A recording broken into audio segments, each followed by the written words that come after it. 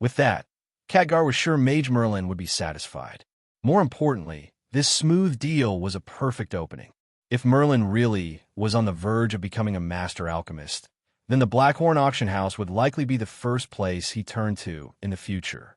That was the real reason Khadgar looked so upbeat. Every auction house dreamed of partnering with a great alchemist who was about to step into the master ranks. If things went well, tonight could be the start of a long, profitable friendship. A friendship with a future master alchemist. Just thinking about it put Khadgar in a good mood. He lifted the auction hammer slowly, voice ringing across the hall. In that case, 3 million gold going once. 3 million gold going twice. High Mage Khadgar, please wait. Right as he was about to bring the hammer down, a young mage rushed into the venue. It was Ryan, the Monshi family's eldest son, a prodigy who had become a great mage before turning 30. Looks like the Monshi family needs a moment, Khadgar said with a bright smile. How could he refuse? He watched Ryan enter their private box, tossing out a light joke or two as he did. Khadgar knew Ryan wouldn't show up unless the Monshis were about to bid again. And sure enough, the next offer came immediately. For 1 million gold. The Monshi family is willing to buy those 2 potions for 4 million gold. Silence slammed down on the room. People had already been shocked again and again tonight, but this was on another level. Faces went blank. A few guests even pinched themselves, half convinced they were dreaming. For 1 million gold wasn't just expensive. In the Blackhorn auction house's entire history, nothing like this had ever happened. And the price wasn't even close to the potion's real value. Even trying to curry favor with a true master alchemist wouldn't justify paying that much. The Monshi box stayed sealed, but every eye in the hall locked onto it anyway, like sheer staring might punch through the wall. Why would Monshi, who hadn't bid it all up to now, suddenly jump to 4 million right after Ryan arrived? It was madness. Pure madness. Even the Silver Moon mercenary group couldn't compete with that. Sasu stood frozen, hand twitching upward more than once, but in the end he let it drop and said bitterly, I give up. Khadgar didn't waste time. Then, for 1 million gold going once, for 1 million gold going twice, for 1 million gold going 3 times sold. Congratulations to President Monshi of the Twin Moons Chamber of Commerce. You have won a volcano potion and a ghost potion for 4 million gold. The hammer fell, sealing the deal. But nobody cared about the formality anymore. Everyone was thinking the same thing. What on earth was Monshi doing? Inside the Monshi box, the reaction wasn't much different. No way. For 1 million gold for 2 potions. Mason stared at the pair delivered by the auction house, mouth hanging open. For 1 million. If the man beside him weren't his father, Mason would have checked his forehead for a fever. What do you know? Monshi was unusually calm, clearly pleased with the outcome. He barely spared Mason a glance. This is what your uncle wants. Uncle? Mason's confidence vanished instantly. His face went pale. Outsiders assumed the Monshi family's pillars were Monshi himself, head of the Twin Moons Chamber, or Ryan, their shining hope for the future. But the 3 people in that box knew better. The real backbone of the family wasn't Monshi or Ryan. It was Monshi's younger brother, Solon Monshi of the Black Tower. Almost no one in Thousand Sails City even knew Solon existed. Taken away by the Black Tower as an infant, he never returned, not even when their father died. Over nearly 50 years, he'd faded into legend, and his existence became the Monshi family's deepest secret. A little over 10 years ago, Solon had visited once. After a long private talk with Monshi, he took Ryan with him. When Ryan finally returned years later, he was already a great mage before 30. Monshi's feelings towards Solon were tangled. Unfamiliarity, respect, even fear. Solon's power sat in a realm Monshi couldn't begin to measure. But one thing Monshi never doubted. So long as Solon stood behind them, the Monshi family could never truly fall. Even if everything burned to ash, Solon could rebuild the family overnight. So when Solon wanted something, Monshi listened. He'd done it before, when Solon told him to secure Loch Merlin's old house. And now that Solon wanted these 2 potions, Monshi had bid without hesitation. Uncle, what did Uncle say? Mason asked quietly. You shouldn't ask about things you're not meant to know, Manchi replied, voice flat. Yes. Manchi gave Mason an annoyed look, then settled back in his chair, eyes returning to the potions. Loch Merlin was gone. The flashing gold chamber of commerce had collapsed. That meant a door had finally opened. It was time for the Manchi family to push into alchemy. That was the real reason Manchi had spent 4 million gold. Taking over the alchemy market in Thousand Sail City wasn't a new ambition. The Manchis had tried before, but as long as Loch Merlin and Flashing Gold stood tall, they could never grab a meaningful share. After Loch's death and Flashing Gold's fall, that hunger only grew stronger. Manchi had written dozens of letters to Solon, asking for the Black Tower's backing. Solon never gave a clear yes. He had his own battles to fight. Until now, these two extraordinary potions were the opportunity Manchi had been waiting for. The moment they appeared, he sent someone to call Ryan and have him contact Solon. Exactly as he hoped, the news caught the attention of Black Tower higher-ups. Ryan returned with Solon's instructions, and Manchi pushed the price straight up to 4 million. Compared to the Black Tower support, what was 4 million gold? If securing those potions helped him swallow the alchemy market Flashing Gold left behind, he'd pay even more. He'd even go bankrupt for it. That was how valuable alchemy profits could be. Oh, right. Ryan. Manchi's eyes narrowed as a new thought surfaced. The Gilded Rose still operated in the same market. He turned to his eldest son. Keep an eye on the Gilded Rose. I've got a bad feeling about that Merlin kid. At first, Manchi hadn't taken Merlin seriously. Even with the Gilded Rose recovering, even with a 9th rank mage being embarrassed, Manchi saw nothing scary there. A small shop and a newly advanced mage could be crushed like insects. But tonight changed that. Merlin had snagged Styx water for 50,000 gold. Manchi suspected another faction might be backing him, which could complicate the plan to take Loch's old house. Then Merlin fought him for the red flame fish oil and casually dropped 1,200,000 gold. Clean, confident, no mistake. A few months ago, Mafia Merlin couldn't even scrape together 8,000 gold for a debt. So where was all this? Money coming from now? Manchi was certain something was off, and he couldn't afford to ignore it anymore. No one understood the Flashing Gold shipwreck better than Manchi. If he let the Gilded Rose grow unchecked, he'd regret it later. Still, there was time. After giving Ryan his orders, Manchi looked back at the two potions, thinking coldly, if your Gilded Rose is still in alchemy when those two great alchemists arrive, it'll be uprooted overnight. He drifted deeper into thought. Meanwhile, Mason was growing more and more anxious. The auction had ended ages ago, yet his father showed no sign of leaving. Mason clenched his fists, mind racing. If we waste time, that Merlin kid will get away. I won't get another chance like this. He fidgeted in silence for a while, then finally found an excuse to slip out. Not because he was clever enough to invent a perfect reason. Manchi was simply too busy plotting against the Gilded Rose to spare any attention for Mason at all. Come on, Mason said coldly. This young master will help you vent that anger. He strode out of the box with Jonathan in tow, then whistled up a few mercenaries the Manchi family had hired. One of them, Minsk, was especially strong, a 9th-rank swordsman with decent standing in the family. With someone like that at his side, Mason felt completely safe. He scanned the venue, searching for Mafia Merlin. While he looked, his mind kept running in circles. Once I find that Merlin, I'll make him choose. Either swallow 2 glass bottles, or swallow 2 glass bottles and then get beaten half to death. Mason and his group hunted through the crowd for a long time. But Linyan was nowhere to be found. No wonder. As soon as the auction ended, Khadgar had invited Linyan into a private reception room. Mage Merlin, Khadgar said warmly, your potion sold for a total of 4 million gold. After deducting the 2 million you spent during the auction, plus 120,000 in fees, your net gain is 1,880,000 gold. You can withdraw it at any Blackhorn Chamber branch anywhere in no cent. He handed over a crystal card with a grin, so wide his eyes nearly disappeared. When he looked at Linyan, it was less like he was seeing a man and more like he was seeing a walking mountain of profit. and Khadgar had every reason to be thrilled.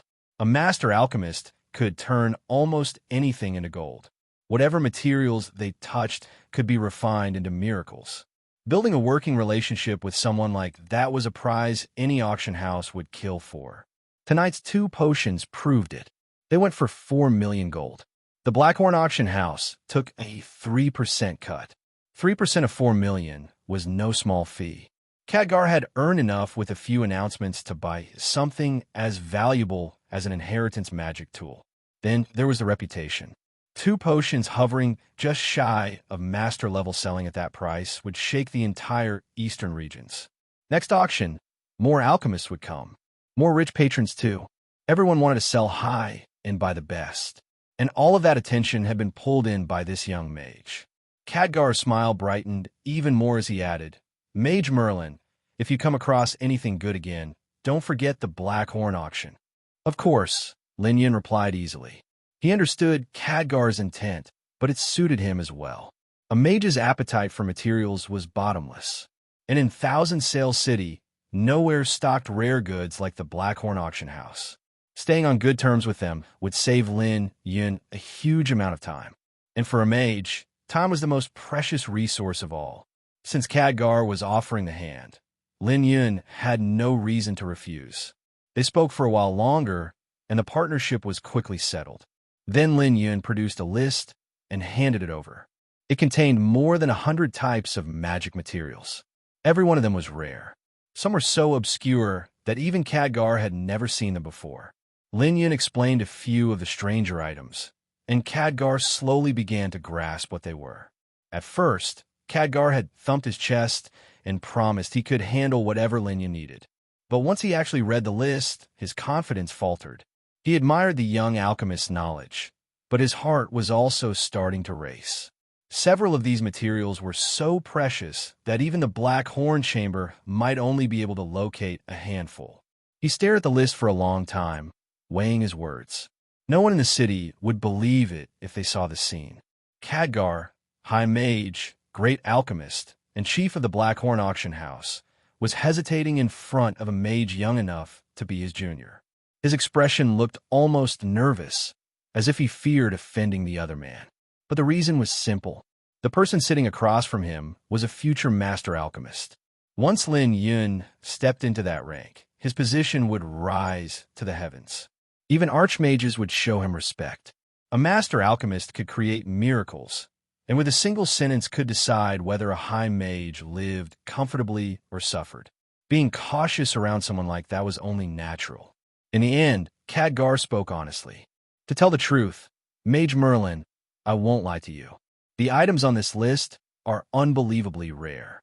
Even with the Blackhorn Chamber's reach, I can't promise we will find them all. What I can promise is this. We will spare no effort searching for you." Khadgar watched Lin Yun carefully the moment he finished, worried he might have damaged their brand-new cooperation. Instead, Lin Yun simply nodded. "Then I'll leave it to you, High Mage Khadgar." That answer was more than enough for him. Lin Yun had copied the list from an encyclopedia of rare materials. Most of these were treasures that even at the peak of magic civilization, people had paid fortunes to obtain. He had handed it over mostly to try his luck. If he got even a few, great. If not, no loss. Either way, the Blackhorn auction house would do the hunting, not him. Khadgar had no idea what Lin Yun was thinking. If he did, he might have laughed or cried. Right now, Khadgar's mind was on one thing: how to tie this relationship tighter.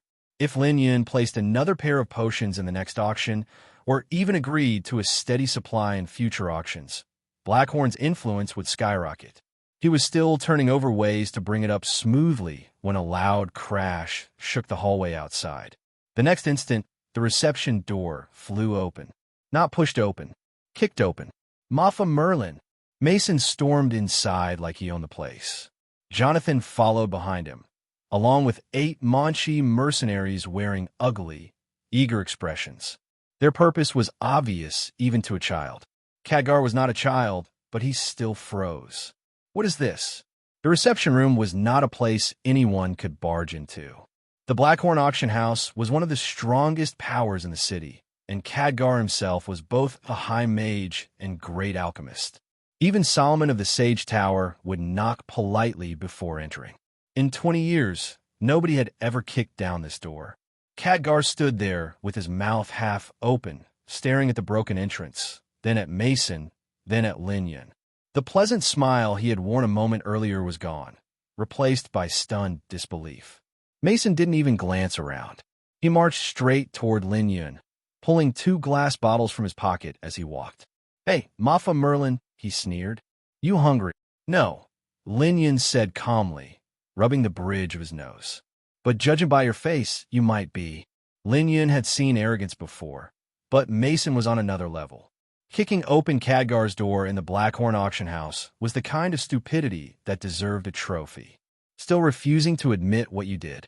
Mason snarled and flicked his hand. The mercenaries stepped forward at once, swords sliding out with sharp metallic whispers as they surrounded Lin Yun. Khadgar finally snapped out of it. His face darkened like thunder. "What do you think you're doing?" he roared. "Drawing weapons in my reception room?" Mason barely slowed. He walked past Khadgar as if the old mage were air. "Old man," he said lazily, "mind your own business. Don't make this young master angry, or I'll make you eat 2 glass bottles too." As he passed, he muttered to Jonathan under his breath, "That old guy looks kind of familiar." Hey everyone, Firescale Audiobooks here. If there's a novel you'd love to hear more of, you can support us on Patreon or Ko-fi. Depending on your tier, I'll make extra parts just for the stories you're most excited about. Usually I can only upload 4 to 5 parts of each novel, but with your support, we can go beyond that. And of course, don't forget to hit subscribe. It helps more than you know. Mason had attended the auction, so normally there should be no way for him to not recognize Khadgar. But Mason only had himself to blame. He had been fidgeting in his seat the entire time while waiting for the auction to end, and his eyes weren't on the auction stage at all. His thoughts had been filled with his plans to deal with Lin Yun, to the point that he actually failed to recognize the one that had been conducting the auction. Is this how Manchi educates his son? Khadgar looked grimly at Mason, repressed anger hidden behind his cold voice. Although he did not get up, the High Mage's unique pressure filled the reception room, making it feel like a mountain was crushing them. The swirling mana felt like a tornado as even the books in the bookshelves flew out. Are the noble guests of the Blackhorn auction house people that you can embarrass? Khadgar stood up among the swirling pages. He raised his hand, and the 8 weapons flew out of the mercenaries' hands one after the other, sticking themselves to the wall of the reception room. The sound emitted was so piercing that everyone felt their ears go numb. "Old man, you dare to make a move on someone of the Manchi family." Facing this sudden, unforeseen event, Mason was terrified. He was still holding the 2 glass bottles in his hands, but his legs had already gone soft, and he couldn't move. He could only use his mouth to appear powerful. But before he could say more, he was pulled back by Jonathan. Young master. He is Khadgar." As he explained, his head slowly lowered, and once he was done, he didn't even dare to raise it again. "What about Khadgar? Does Khadgar dare to make a move on someone of the Manchi family?" Mason reflexively demanded.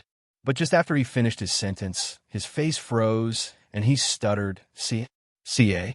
Khadgar." Mason might have not paid attention to Khadgar's appearance, but that didn't mean that Mason had never heard about him.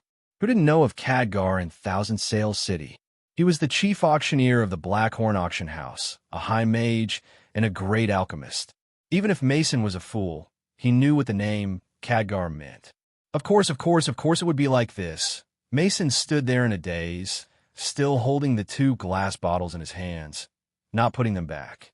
He was bewildered as he mumbled, "Of course, Mafa Merlin is always this lucky." The scene before him was all too familiar. Mason didn't know why he was so unlucky. Every time he wanted to teach that scoundrel a lesson, something would happen. In the Sage Tower, Solon stood up for him. In the auction house's venue, Fallow stood up for him. And in the auction house's box, even Solomon stood up for him. He finally managed to stop him here, but now Khadgar was standing up for him. How could he be so unlucky? Young master quickly apologized to High Mage Khadgar. Fortunately, Jonathan reacted fast enough and hurriedly pulled Mason's sleeve to remind him. This wasn't some light offense. Drawing weapons in the reception room of a high mage and threatening his guest. This alone was enough for the entire Manchi family to suffer from the repercussions for provoking the prestige of a high mage. Khadgar would even be justified in killing them on the spot. They had truly jumped head first into a disaster. It would be useless even if Manchi himself showed up. All Jonathan could do now was to hurriedly apologize, hoping that High Mage Khadgar would be magnanimous and wouldn't lower himself to argue with a nobody like himself.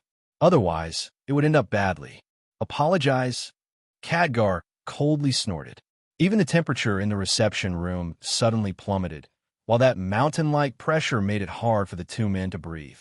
Khadgar was truly angry this time. An esteemed High Mage's reception room was intruded upon by a group of people led by Mason, and most importantly, they pointed weapons at Mage Merlin.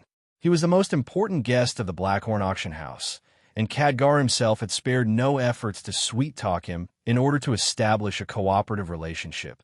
Yet this Mason suddenly came and asked him to eat 2 glass bottles. At least he was here when they smashed their way in. Otherwise, how would Mage Merlin have ended up if he really had been forced to eat 2 glass bottles? If by any chance Mage Merlin reconsiders his deal with the Blackhorn auction house, could her Manchi family compensate us for the loss? Thinking of this possible outcome, Khadgar's frightening glare became a bit colder. High Mage Khadgar, I'm sorry, I really didn't know you were there. When Mason, who had always been spoiled ever since he was a child, saw the way this High Mage looked at him, he wept as he apologized. In fact, let alone Mason, even if Manchi himself was here in this situation, his legs would also have gone soft. Crying was an obvious reaction.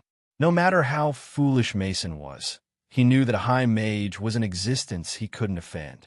In Thousand Sails City, provoking a High Mage was akin to ending one's life.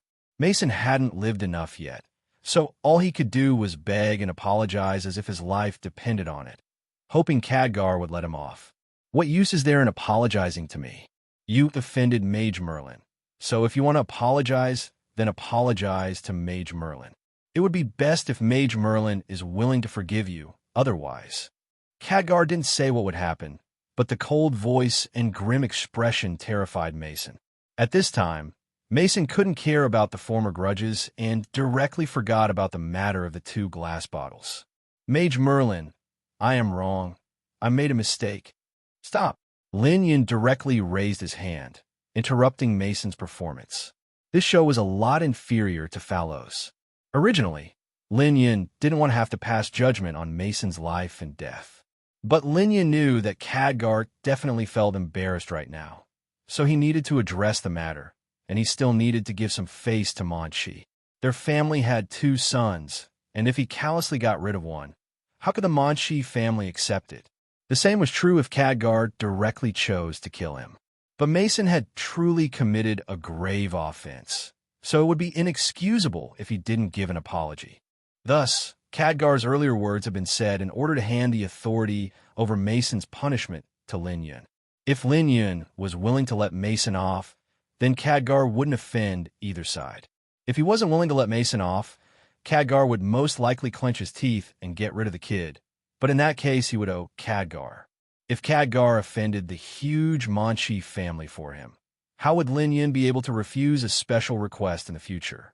That old geezer was too sly. Lin Yin inwardly cursed him, but he didn't plan to owe such a favor. Young Master Mason might have a small misunderstanding with me. Nothing too serious. High Mage Khadgar, if you have time, please help me straighten him out. It's not good to let such misunderstandings linger. There are matters waiting for me at the Gilded Rose, so I'll go first. Mage Merlin truly doesn't have time to stay a while longer. There truly is something, really. Lin Yin firmly declined Khadgar's invitation and took the 4 materials he bought, as well as the crystal card, before leaving Khadgar's reception room. But just as he was about to leave, Lin Yin recalled something and turned around.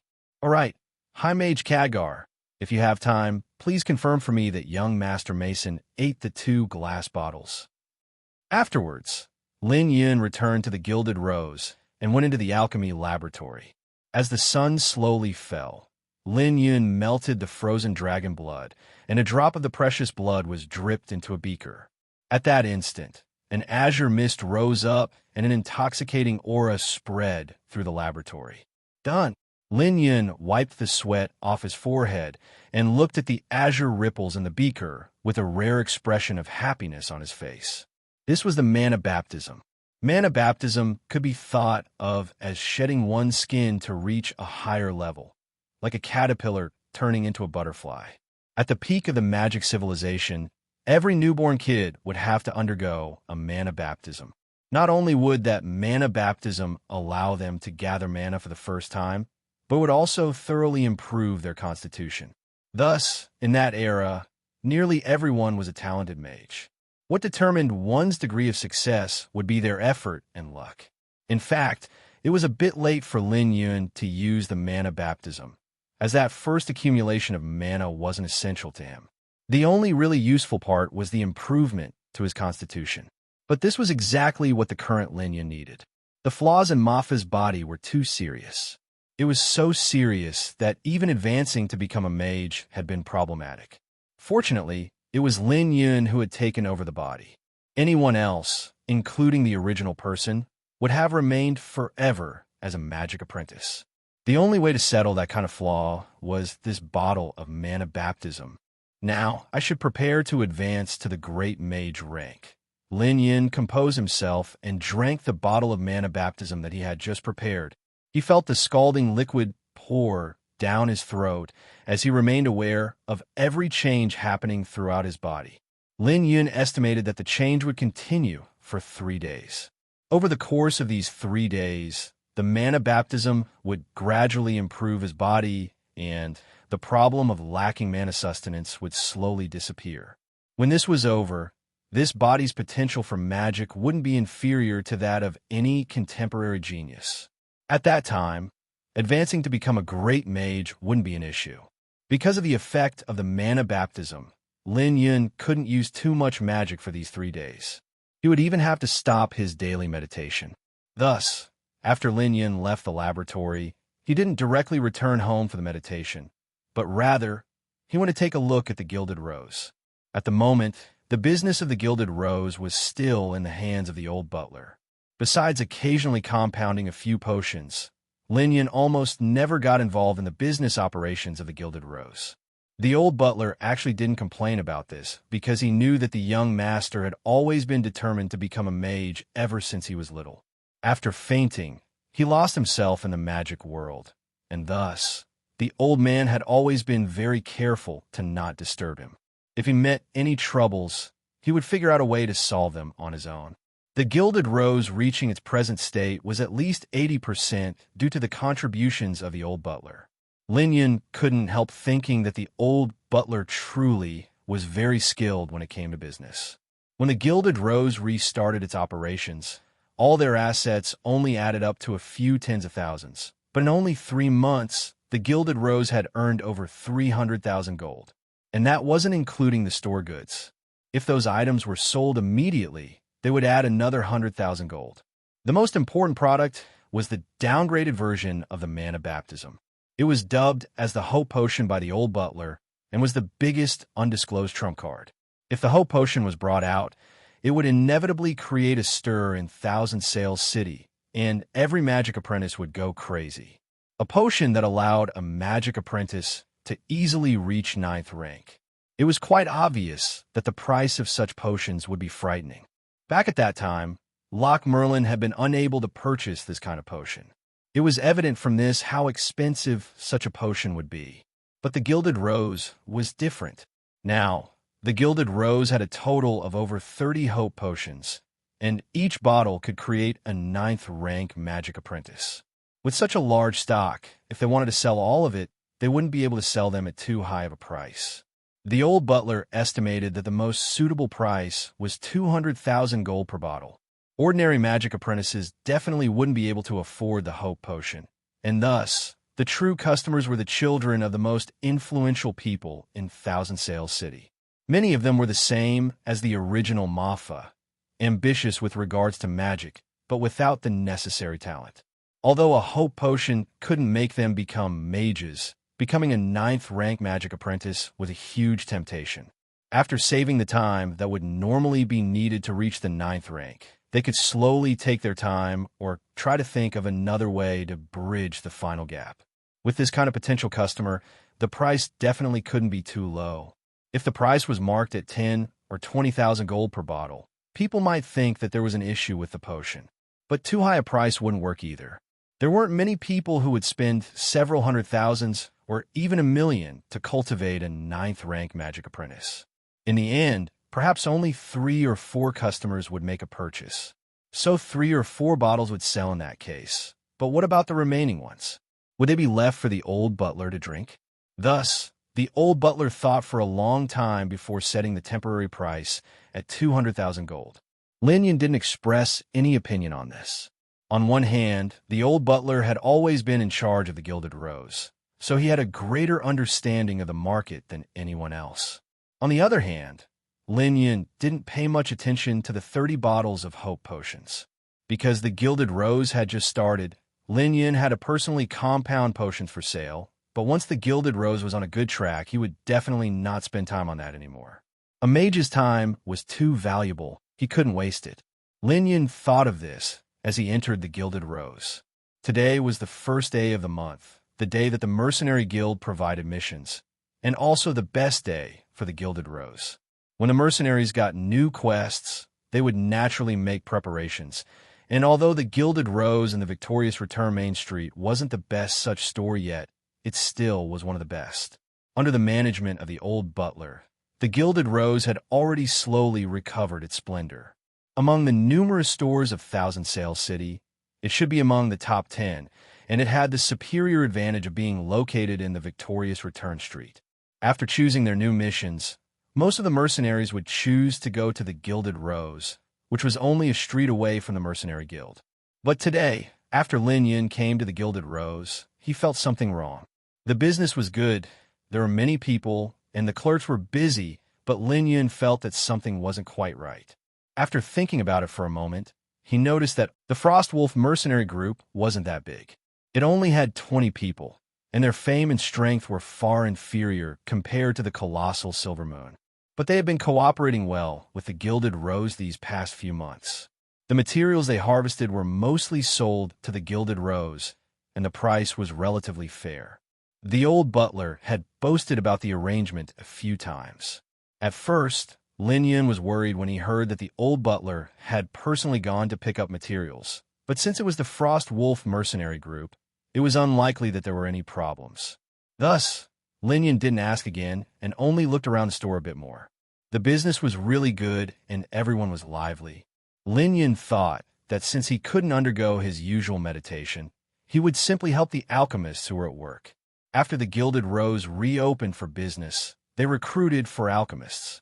They all had pretty decent abilities, and because the alchemy laboratory had been occupied by Lin Yun, the old butler opened up the second floor for them. Now, these 4 alchemists, as well as the several dozens of apprentice alchemists acting as helpers, were working hard in this new alchemy laboratory.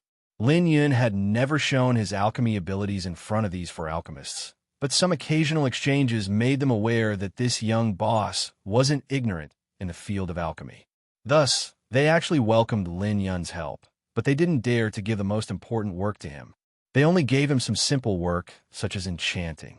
Lin Yun wasn't disappointed, as he was only there to pass time anyways. Noon quickly passed, and when evening arrived, the lively Gilded Rose slowly emptied out. The mercenaries took their supplies and left the Gilded Rose while the clerks started cleaning and tidying up everything as they got ready to end the day. The alchemists completed their work for the day, and, after greeting Lin Yun, they were getting ready to return home. Lin Yun chatted with a few of the alchemists while walking down the stairs. At that time, he caught sight of an anxious butler walking over. "Young master, you came?" The old butler was clearly surprised at Lin Yun's appearance. "I was staying at home with nothing to do, so I thought that I might as well come and take a look." "Oh, right. I heard from Remy that you went to the Frost Wolf mercenaries to get a batch of ingredients. Did everything go smoothly?" At the mention of this topic, the old butler's expression suddenly seemed rather bitter. "Young master, I think we might be in trouble. Yeah. We had already arranged to buy that batch of materials, but I went at dawn today and they told me that it had already been sold to others. I was a bit suspicious then, but afterwards, I went to several groups that had pretty good business relations with us. And after walking all day, almost all the groups told me that their materials had already been sold to others. They all said that. Yes, they all said that. The old butler sighed after answering. For the Gilded Rose, which had just recovered, this was truly a devastating hit. It would still be manageable if it was only the Frost Wolf mercenaries, but there were about 10 businesses often cooperating with the Gilded Rose in the past, which were now all saying that they had sold out of materials. This was quite serious, cutting off the supplies required for the Gilded Rose to operate. As an alchemy shop, if they lost their supply of materials, they would definitely be heading straight for a dead end. No matter how brilliant an alchemist was, it was impossible to make products out of nothing. If they couldn't find a new source to supply their resources, even if the Gilded Rose struggled as hard as possible, they would ultimately end up bankrupt. Don't worry, I'll go out tomorrow and see if I can find another supplier for these materials, the old butler said after thinking about it. He couldn't come up with any good solution. Ultimately, he decided that he would get in touch with the lowest mercenary group and contact a few more businesses to see whether they could gather some materials to survive the crisis facing them. No need, Lin Yun shook his head. He clearly understood the old butler's train of thought, but the lowest mercenary groups all consisted of weaklings, and the missions they could accomplish were worth a few hundred gold at best. It was simply impossible for them to gather many important materials. Even if the old butler was lucky and managed to get in touch with a few businesses, it probably still wouldn't amount to what the Frost Wolf mercenaries usually supplied. And let alone those minor mercenaries. Lin Yun wasn't even very satisfied with the Frost Wolf mercenaries either. After developing the Gilded Rose, there was a need for a new supplier. As for who this new supplier was, Lin Yun had already thought of this matter in the Blackhorn auction house, but he had yet to come to a conclusion, so he hadn't let the old butler know of his thoughts on matter. The incident with the Frost Wolf mercenaries today gave Lin Yun the perfect opportunity. You don't need to worry about this matter. I'll go out and find a new supplier for the Gilded Rose tomorrow. How about I accompany you? The old butler wasn't too reassured. Even a fool would notice that someone was targeting the Gilded Rose based on the day's events. The Frost Wolf mercenaries, who had always been on good terms with them, were acting like this. Finding a new supplier wasn't something that could be solved with just a few sentences. No need, you look after the shop. After seeing the old butler off, Lin Yun returned to the alchemy laboratory. The next morning, at dawn, Lin Yun went to the Lion Monarch Street in the southern part of the city. If the Victorious Return Street was classified as part of the Mage Guild, then the Lion Monarch Street was within the influence of the mercenaries. Of the 10 top mercenary groups of Thousand Sail City, 7 of them were stationed in the Lion Monarch Street, which included the one ranked at the forefront, the Silver Moon mercenaries. The ones Lin Yun came to look for today were precisely the Silver Moon mercenaries. The person who received Lin Yun was a deputy leader called Marco. With Lin Yun's current status, sending a deputy leader to receive him was already too much. If it had been some ordinary mage, let alone a deputy leader, even a deputy captain would be considered pretty good. But the problem was that Lin Yun didn't come here to meet a deputy leader this time. Nothing could be done about it, as the business he had with the mercenary group wasn't something that a deputy leader could make a decision on. Thus, after exchanging greetings, Lin Yun directly requested to have a chat with Leader Sasu. Once he said that, Deputy Leader Marco's face suddenly no longer looked friendly. To be honest, this couldn't be blamed on him. Here was a 20-year-old mage with no support that only owned an alchemy shop, and they had already sent a deputy leader for him, out of respect for his dead father, but that wasn't enough. That young mage wanted to meet the leader himself for a chat. Is Leader Sasu someone you can meet? Let alone you, even people at the peak of Thousand Sail City, like Mon Shi of the Twin Moons Chamber of Commerce or Sasu of the Viper Nest, would have to notify us ahead of time before being able to meet Leader Sasu. Leader Sasu isn't here. Marco's words weren't as polite as before. But Lin Yun didn't take offense and only smiled before whispering, "It's about the ghost potion." I said, "Leader Sasu isn't here. What about the ghost potion?" Marco gave Lin Yun an impatient look, intending to say a few unpleasant words to drive back this young mage who thought too highly of himself when he suddenly realized what the young mage had just said. Fuck, it's about the ghost potion. Marco panicked and almost bit his tongue. Ghost? Ghost potion, you just said? Ghost potion. Yes, ghost potion. Sorry for my words. Excuse me, I must leave.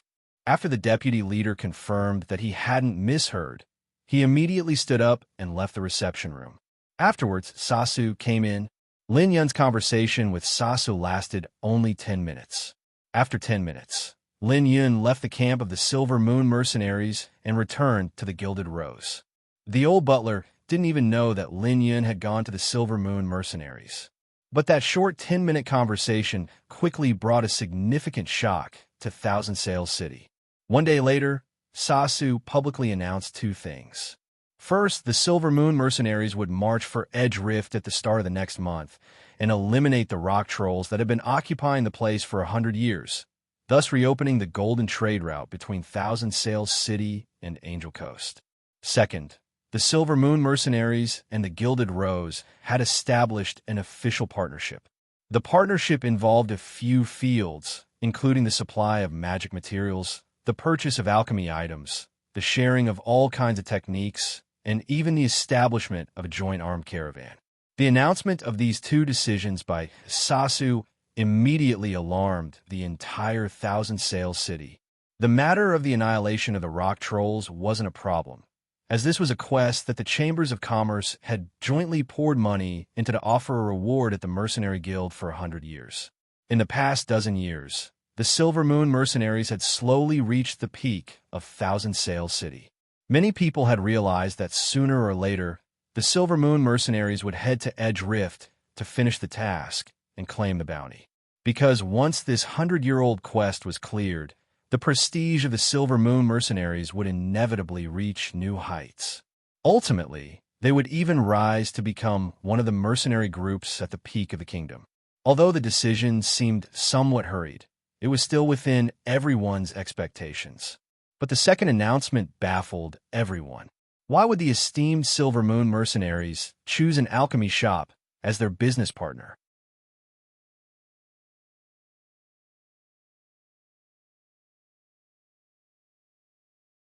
Even if the predecessor of this alchemy store was Thousand Sails City's flashing gold chamber of commerce, that was only its predecessor. The only things that remained of the Gilded Rose were an old man and a youth for alchemists and a few dozen apprentice alchemists. This was the entire Gilded Rose. So how could they become the Silver Moon mercenaries' business partner? And a close business partner at that. This was like tying the Silver Moon mercenaries to the Gilded Rose. Whoever dared to offend the Gilded Rose in the future would have to think about the Silver Moon mercenaries' reaction. In fact, there was no need to wait for the future because there was someone already thinking about it right now. This was the leader of the Frost Wolf mercenaries, Andrew. The Frost Wolf mercenaries also had their camp in the southern part of the city, on the Lion Monarch Street. The news of the partnership between the Silver Moon mercenaries and the Gilded Rose quickly reached Andrew's ears. When he heard about it, Andrew turned pale from fear. Others might not know why the Gilded Rose had sought out the Silver Moon mercenaries, but how could Andrew not know about it? Wasn't it because the Frost Wolf mercenaries had stopped supplying the Gilded Rose with magic materials? At first, the Frost Wolf mercenaries had always had a pleasant cooperation with the Gilded Rose, but a few days ago, an influential person had approached them and asked Andrew to stop supplying the Gilded Rose. Furthermore, they paid adequately, so Andrew hadn't thought much of it and just straightforwardly agreed. Why were mercenaries willing to risk their lives? Wasn't it to earn more gold? Since this person brought plenty of gold, what reason did he have to refuse? Moreover, the Gilded Rose wasn't a powerful client that they couldn't afford to offend. In the past, Andrew might have had to think about it some more. After all, the flashing gold chamber of commerce had quite a bit of power. But it wasn't the case now. Loch Merlin had died, and the flashing gold chamber of commerce already fell behind. Only a son and a butler remained. Even if he tore apart the contract, would they even be able to retaliate? Thus, Andrew didn't spend much time thinking about it, and agreed to stop supplying the Gilded Rose. And now, a problem had arisen out of this. No one ever thought that the Gilded Rose would actually look for the Silver Moon mercenaries, and furthermore, that the Silver Moon mercenaries would actually agree to cooperate with them. This was really huge. Sasu was called the Mercenary King of Thousand Sail City. His prestige among the mercenaries was so high that an average person wouldn't even be able to imagine it. It was to the point that with a simple word from Sasu, the Frost Wolf mercenaries could become the public enemy of all mercenaries within Thousand Sail City. Even Andrew's own subordinates would turn against him. Thinking about this, Andrew couldn't help turning pale. What should I do? Andrew spent a few days in a state of constant fear. Even when sleeping at night, he would frequently be awakened by nightmares, afraid that when he woke up, he would have already become a public enemy of Thousand Sail City. After spending 3 days in such torment, Andrew became thin and pallid, and many of his hairs whitened. On the 4th day, Andrew didn't keep to himself any longer, and he went to the victorious Main Street. He waited an entire afternoon at the Gilded Rose's entrance. He waited till the evening, when he saw Lin Yun coming from his home.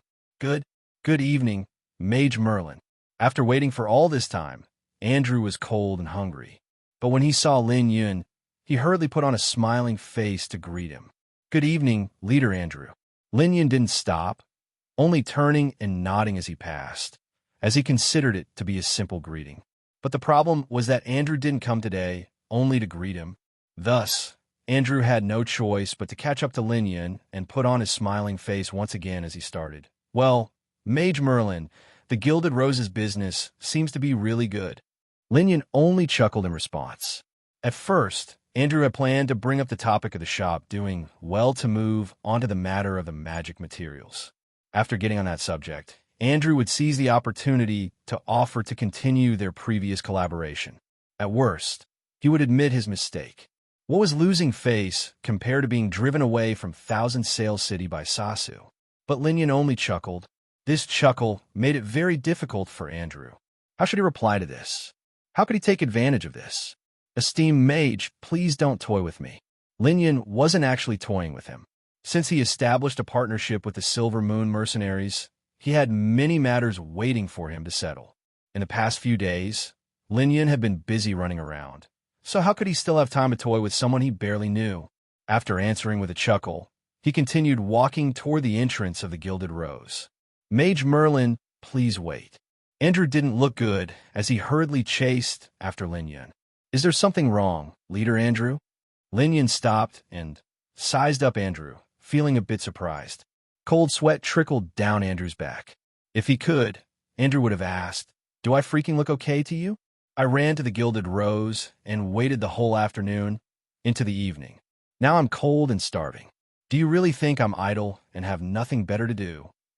But thinking of the possible consequences, Andrew didn't dare to say such things.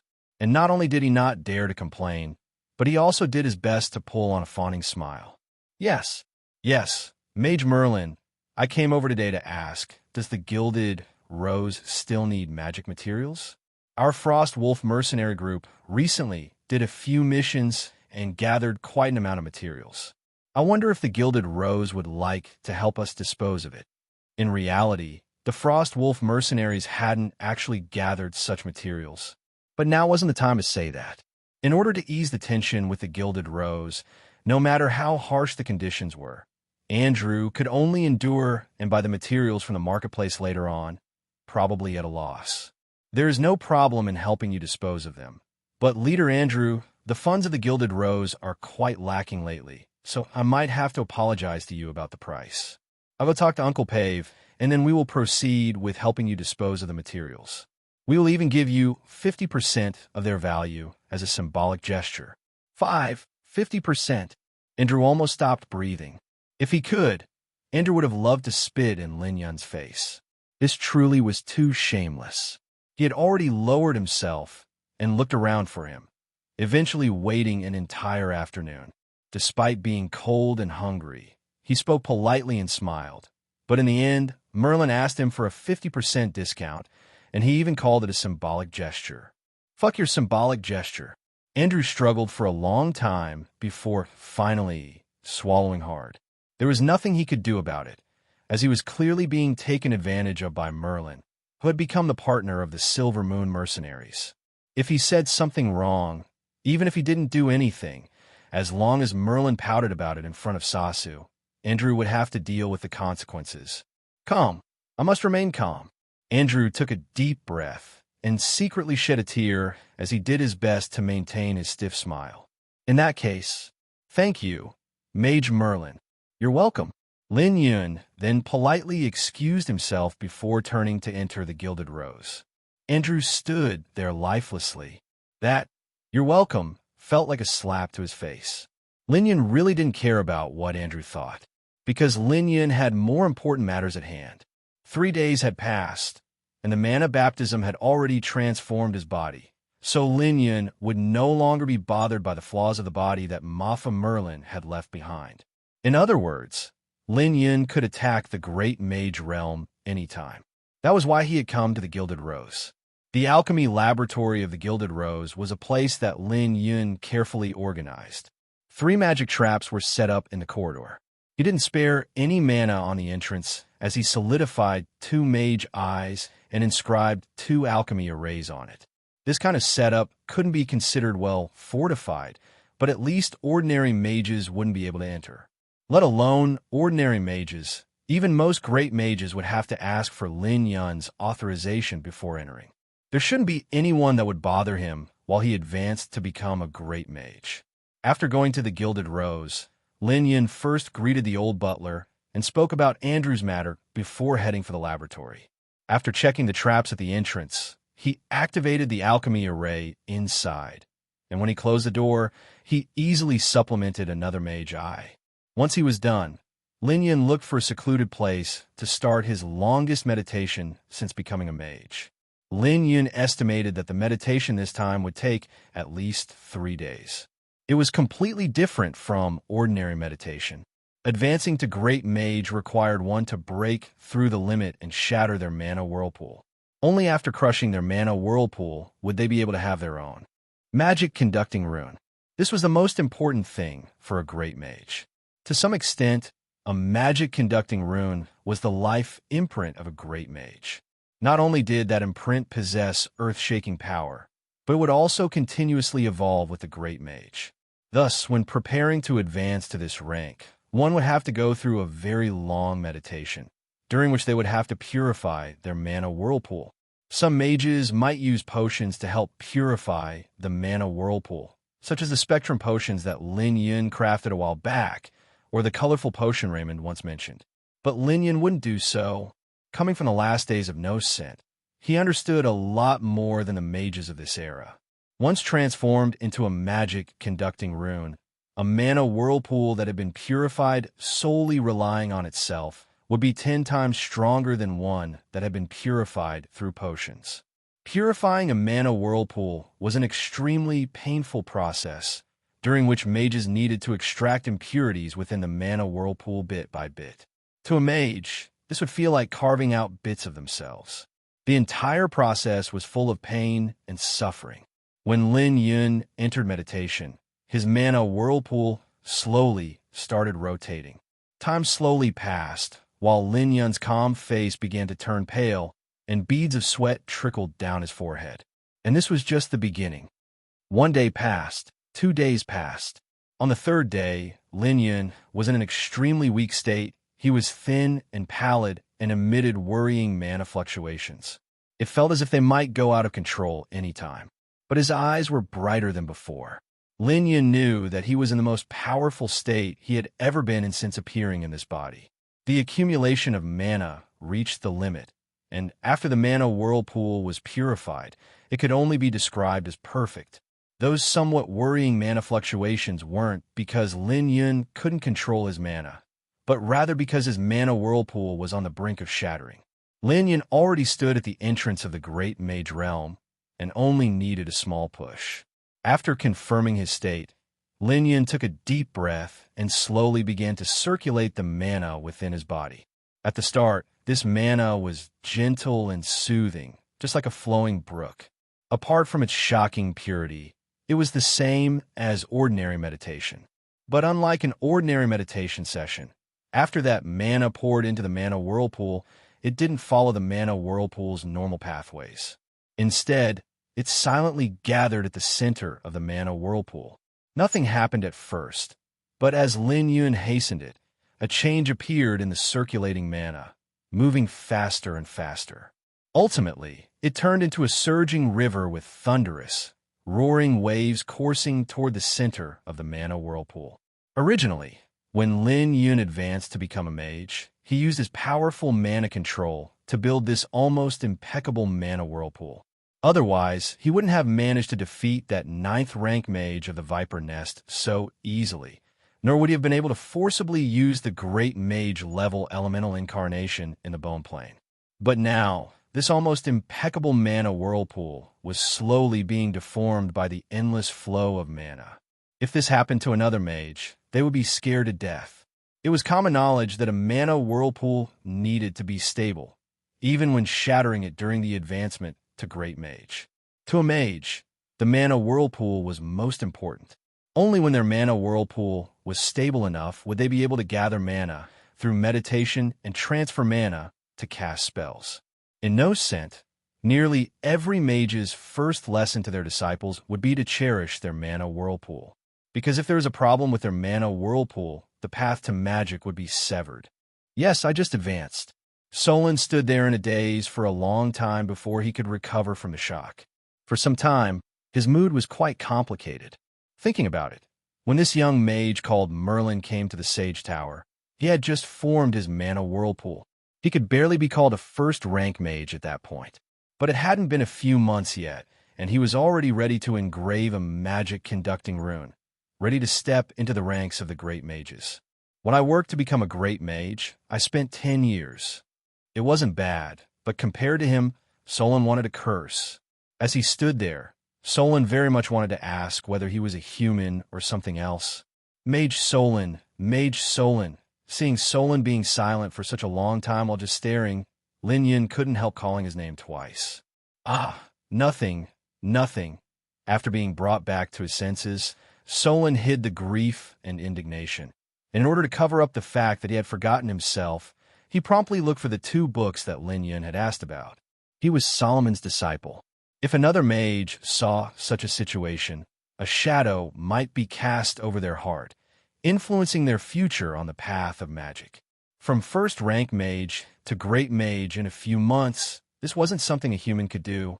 The 2 books Lin Yun was looking for weren't very rare, and after some time, Solon found them and handed them over, reminding him, "I heard teachers say that this magic-conducting rune creation paradigm recently stirred quite a controversy." "Yes, I know." Lin Yun nodded, not going into any more detail. Magic-conducting rune creation paradigm was a very controversial book. Lin Yun already knew that. In fact, some 10,000 years later, this book would be mentioned by those mages at the pinnacle, and as a textbook on what not to do, because it had way too many mistakes. But in this era, the research of the magic-conducting runes was far from mature enough, so the controversy could only be felt by the mages at the top. Moreover, even they could only feel it, nothing more. No one could point out what exactly was wrong. In this era, the only one able to raise an issue was Lin Yun. Lin Yun closed his eyes and estimated the number of errors that would appear in this book. Lin Yun clearly knew why such errors would appear and how they would be corrected from his time in the decaying library. But Lin Yun didn't come to find the differences today. The matter of finding out the mistakes would be left for the mages of the future. Lin Yun came today to find a typical magic-conducting rune that had been repeatedly mentioned by those powerful mages in this book. The name of that magic-conducting rune was Magic Array. Of course, this was a name that would only be attributed to this magic-conducting rune 10,000 years later. In this era, people knew of that magic-conducting rune as the discarded rune or the worthless rune. The first time it was called this was in Magic-Conducting Rune Creation Paradigm, where the magic array was used as a teaching example to show various negative things. The author pointed to the magic array and emphasized how important it was to build the magic array properly. If not carefully created, it would become a discarded rune later. This was also the only method for Lin Yun to build the correct magic array. Just building a magic array wasn't difficult. But managing to create a complete magic array was a whole different story. Let alone now, even at the peak of the magic civilization, there were no more than 5 mages that had a complete magic array. Moreover, these 5 mages never passed down the magic array as their inheritance. This led to nascence people being unable to build the magic array after these 5 mages fell at the end of the magic era, like everyone else. In other words, in the decaying library, the records of the magic array were only limited to a few descriptions without giving any real method for someone to build it. Lin Yun thought for a very long time before he managed to recall a book mentioning that the magic array was once called the discarded rune, and that the first time the name discarded rune was used was in a magic book called Magic Conducting Rune Creation Paradigm. The author was apparently a high mage from the 3rd dynasty who wasn't famous, but 10,000 years later, he was recorded in history thanks to this book. Naturally, the way he got into the pages of history was a bit strange. After Lin Yun thanked Solon, he took the 2 books and found a seat before starting to flip through the pages one by one. Lin Yun had read quite quickly, and it only took him half an hour to read Magic Conducting Rune Creation Paradigm, and sure enough, it was full of mistakes. Lin Yun read through it once and found at least 20 major errors, unimaginable for a magic book. After all, magic was a strict art, and any mistake would lead to an entirely different result. For 20 mistakes to go undiscovered. In all that Lin Yun had seen his lifetime, only Magic Conducting Rune Creation Paradigm was like this. Fortunately, Lin Yun wasn't interested in those mistakes, so he immediately disregarded them after noticing. The only thing Lin Yun was looking for was the way to build the magic array. Amusingly enough, the book's only valuable information was the one thing the author spent the whole book ridiculing and exhorting the readers not to do. Some of his words were even very rude, saying that the great mages that built this discarded rune would have very limited accomplishments in their lifetimes. Unfortunately, this author wasn't aware that 10,000 years later, the research on magic conducting runes would slowly mature, and after a complete system was set up, the discarded rune he spoke of would start to shine and be referred to as one of the most powerful runes, even giving great mages the ability to contend against high mages. But now, the magic array was truly called the discarded rune. Because the research of magic runes was too poor in this era, it was far from having grown enough, and many high mages and archmages would rely on their experiences to explain magic conducting runes to their disciples. The magic conducting runes they talked about each existed on their own, and although there were some relations drawn between them, they were unable to form a complete system. In this situation, the magic array was truly no different from being a discarded rune. In order to display the might of the magic array, one needed at least 6 magic conducting runes. With the magic array at the core of these 6 magic conducting runes, a great mage would be able to contend against a high mage. There was no need for external power, as one's mana itself would be enough to surpass the limitations of a rank and directly match up against a high mage. Because it was like that, the magic array was known as one of the most powerful magic conducting runes. And what Lin Yun wanted to build right now was exactly this magic array system. Lin Yun took out his own magic book and copied every line of the complete magic array, line after line. After he was done, Lin Yun put down his quill and closed Magic Conducting Rune Creation Paradigm as he was digesting the knowledge it contained. Half an hour later, Lin Yun opened the other book. The other book was called Explanations of the Max Formula. This book came from the end of the 3rd dynasty. Although from the name, it seemed to have been written by the archmage known as the Flame Tyrant. In reality, this book had been written by one of his disciples. From the point of view of a disciple, he analyzed Max's entire magic system and conducted a large amount of battle analysis.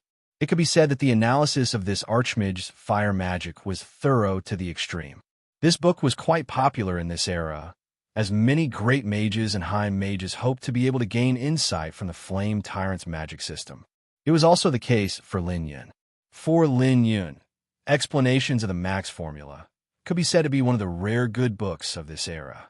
In that spacious, decaying library, Lin Yun had seen many books mentioning this book, but he hadn't had the chance to see it in person until he found about it from the management of the Sage Tower's library.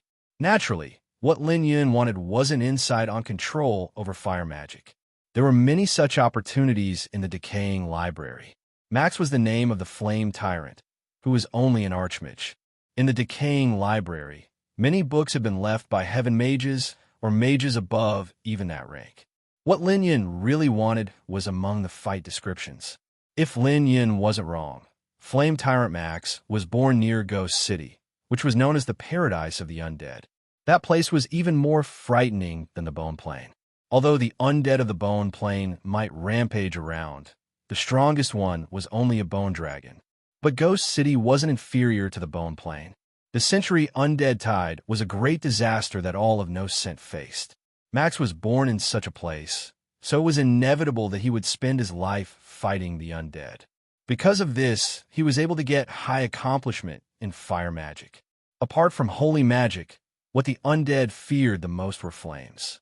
Lin Yun wanted to read the descriptions of Max's battles against the undead, and it would be even better if he had fought a bone devil when he was young. Thus, Lin Yun very carefully read explanations of the Max formula. He was turning through the pages far slower than he had been when he browsed Magic Conducting Rune Creation Paradigm. As Lin Yun would soon enter the Bone Plane, every battle that Max fought against the undead was worthy of his attention, even if they weren't bone devils. Nothing guaranteed that after Lin Yun put an end to the bone devils and occupied the Nether Iron Vein, he wouldn't come across other kinds of undead.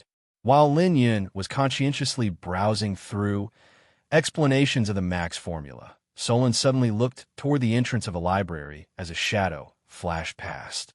After some time, someone beckoned to him from the entrance. Solon suddenly shook, as that person was clearly Solomon. Why would an esteemed high mage act like a thief? Solon came out of the library, filled with questions. When he arrived at the door, he was pulled aside by Solomon, who asked, "Is that person reading Magic Conducting Rune Creation Paradigm?" "Yes." "What's wrong?" Solon felt a bit strange. Someone reading Magic Conducting Rune Creation Paradigm shouldn't gather so much attention from a high mage. "It's not important. Don't mind it. You leave first." Seeing that Solon wanted to ask a question, Solomon hurriedly waved his hand and drove his only disciple away. How could he tell his disciple that he had only come to the library to find out the young mage's opinion on Magic Conducting Rune Creation Paradigm? He wouldn't be able to keep his prestige as a teacher if he did. This seemed very ridiculous. An esteemed high mage coming to the library while sneaking like a thief to try to find out what a young mage thought of a particular book. If this spread out, who would believe it? But the problem was that it really was the case. Recently, the mages of the kingdom had been fervently discussing those 4 pieces of information that he had submitted. That information might likely prove the Fanruzen formula's mistakes. It was just that these mages still only knew that this information had come from the Mage Guild of Thousand Sail City, from the disciple of Star Sage Ji, Solomon. But Solomon knew that this had all come from a young mage named Mafa Merlin that was about 20 years old. He had been a failure of a magic apprentice that was unable to form his mana whirlpool a few months ago. But Solomon never said anything publicly. It wasn't because Solomon wanted to take credit for proving the mistakes of the Fanruzen formula, but rather because Solomon knew that even if he explained the truth, no one would believe it. The facts were too strange and ridiculous. If 10 people heard it, then all 10 of them would consider it a joke, let alone others. Even Solomon, who had experienced it himself, didn't dare to believe it. For this reason, he probed the young mage's breadth of knowledge during the Blackhorn auction. In the Sage Tower's box, the two had a long discussion. At that time, Solomon didn't show anything on his face, but his mind was already in shock. Solomon had realized that this young mage was a person who could actually discuss magic with him on a deep level. Although Solomon took the initiative to bring up the topic, wanting to probe him by any means, the other side seemed to know what he was trying to do and would be careful not to overdo it. But he was able to reach the core of any topic with just a few sentences. Indeed, it was that kind of feeling. No matter how complicated or challenging the topic was, it felt as if that young mage only needed a few words to make it sound much more understated, to the point that it even made Solomon feel the misconception that the topics he chose were that simple. But once Solomon returned and thought carefully about it, he was startled. These weren't topics that could be casually understood and solved. Even he himself, as a respected high mage, would need a few years or perhaps even a dozen years to solve all of them. Yet that young mage was able to grasp the key points.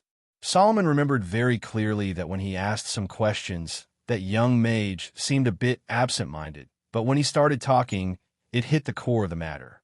That felt like a kind of frightening instinct, a subconscious action. That discovery made Solomon feel a chill. Starting from that moment, Solomon truly believed that the answer to the Famruzen formula had come from this young mage, and wasn't just something he had overheard.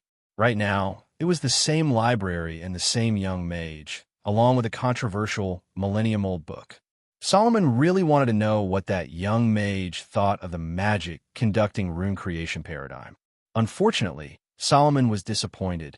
After making a copy of the method to build the magic array, Lin Yun put down magic conducting rune creation paradigm and started browsing through explanations of the max formula instead.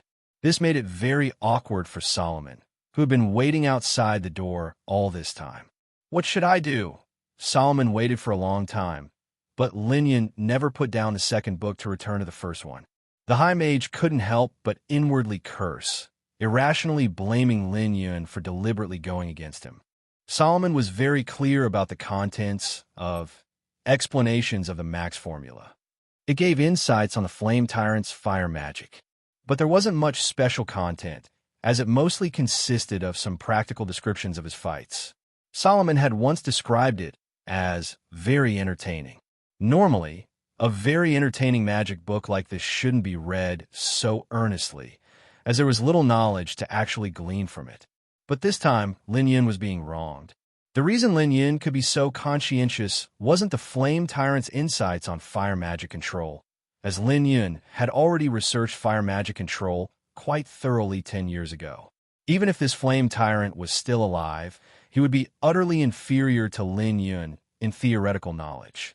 What Lin Yun was researching was the description of real battles. To be exact, the battles between the Flame Tyrant and the undead. After all, the one who wrote this book was the disciple of the Flame Tyrant.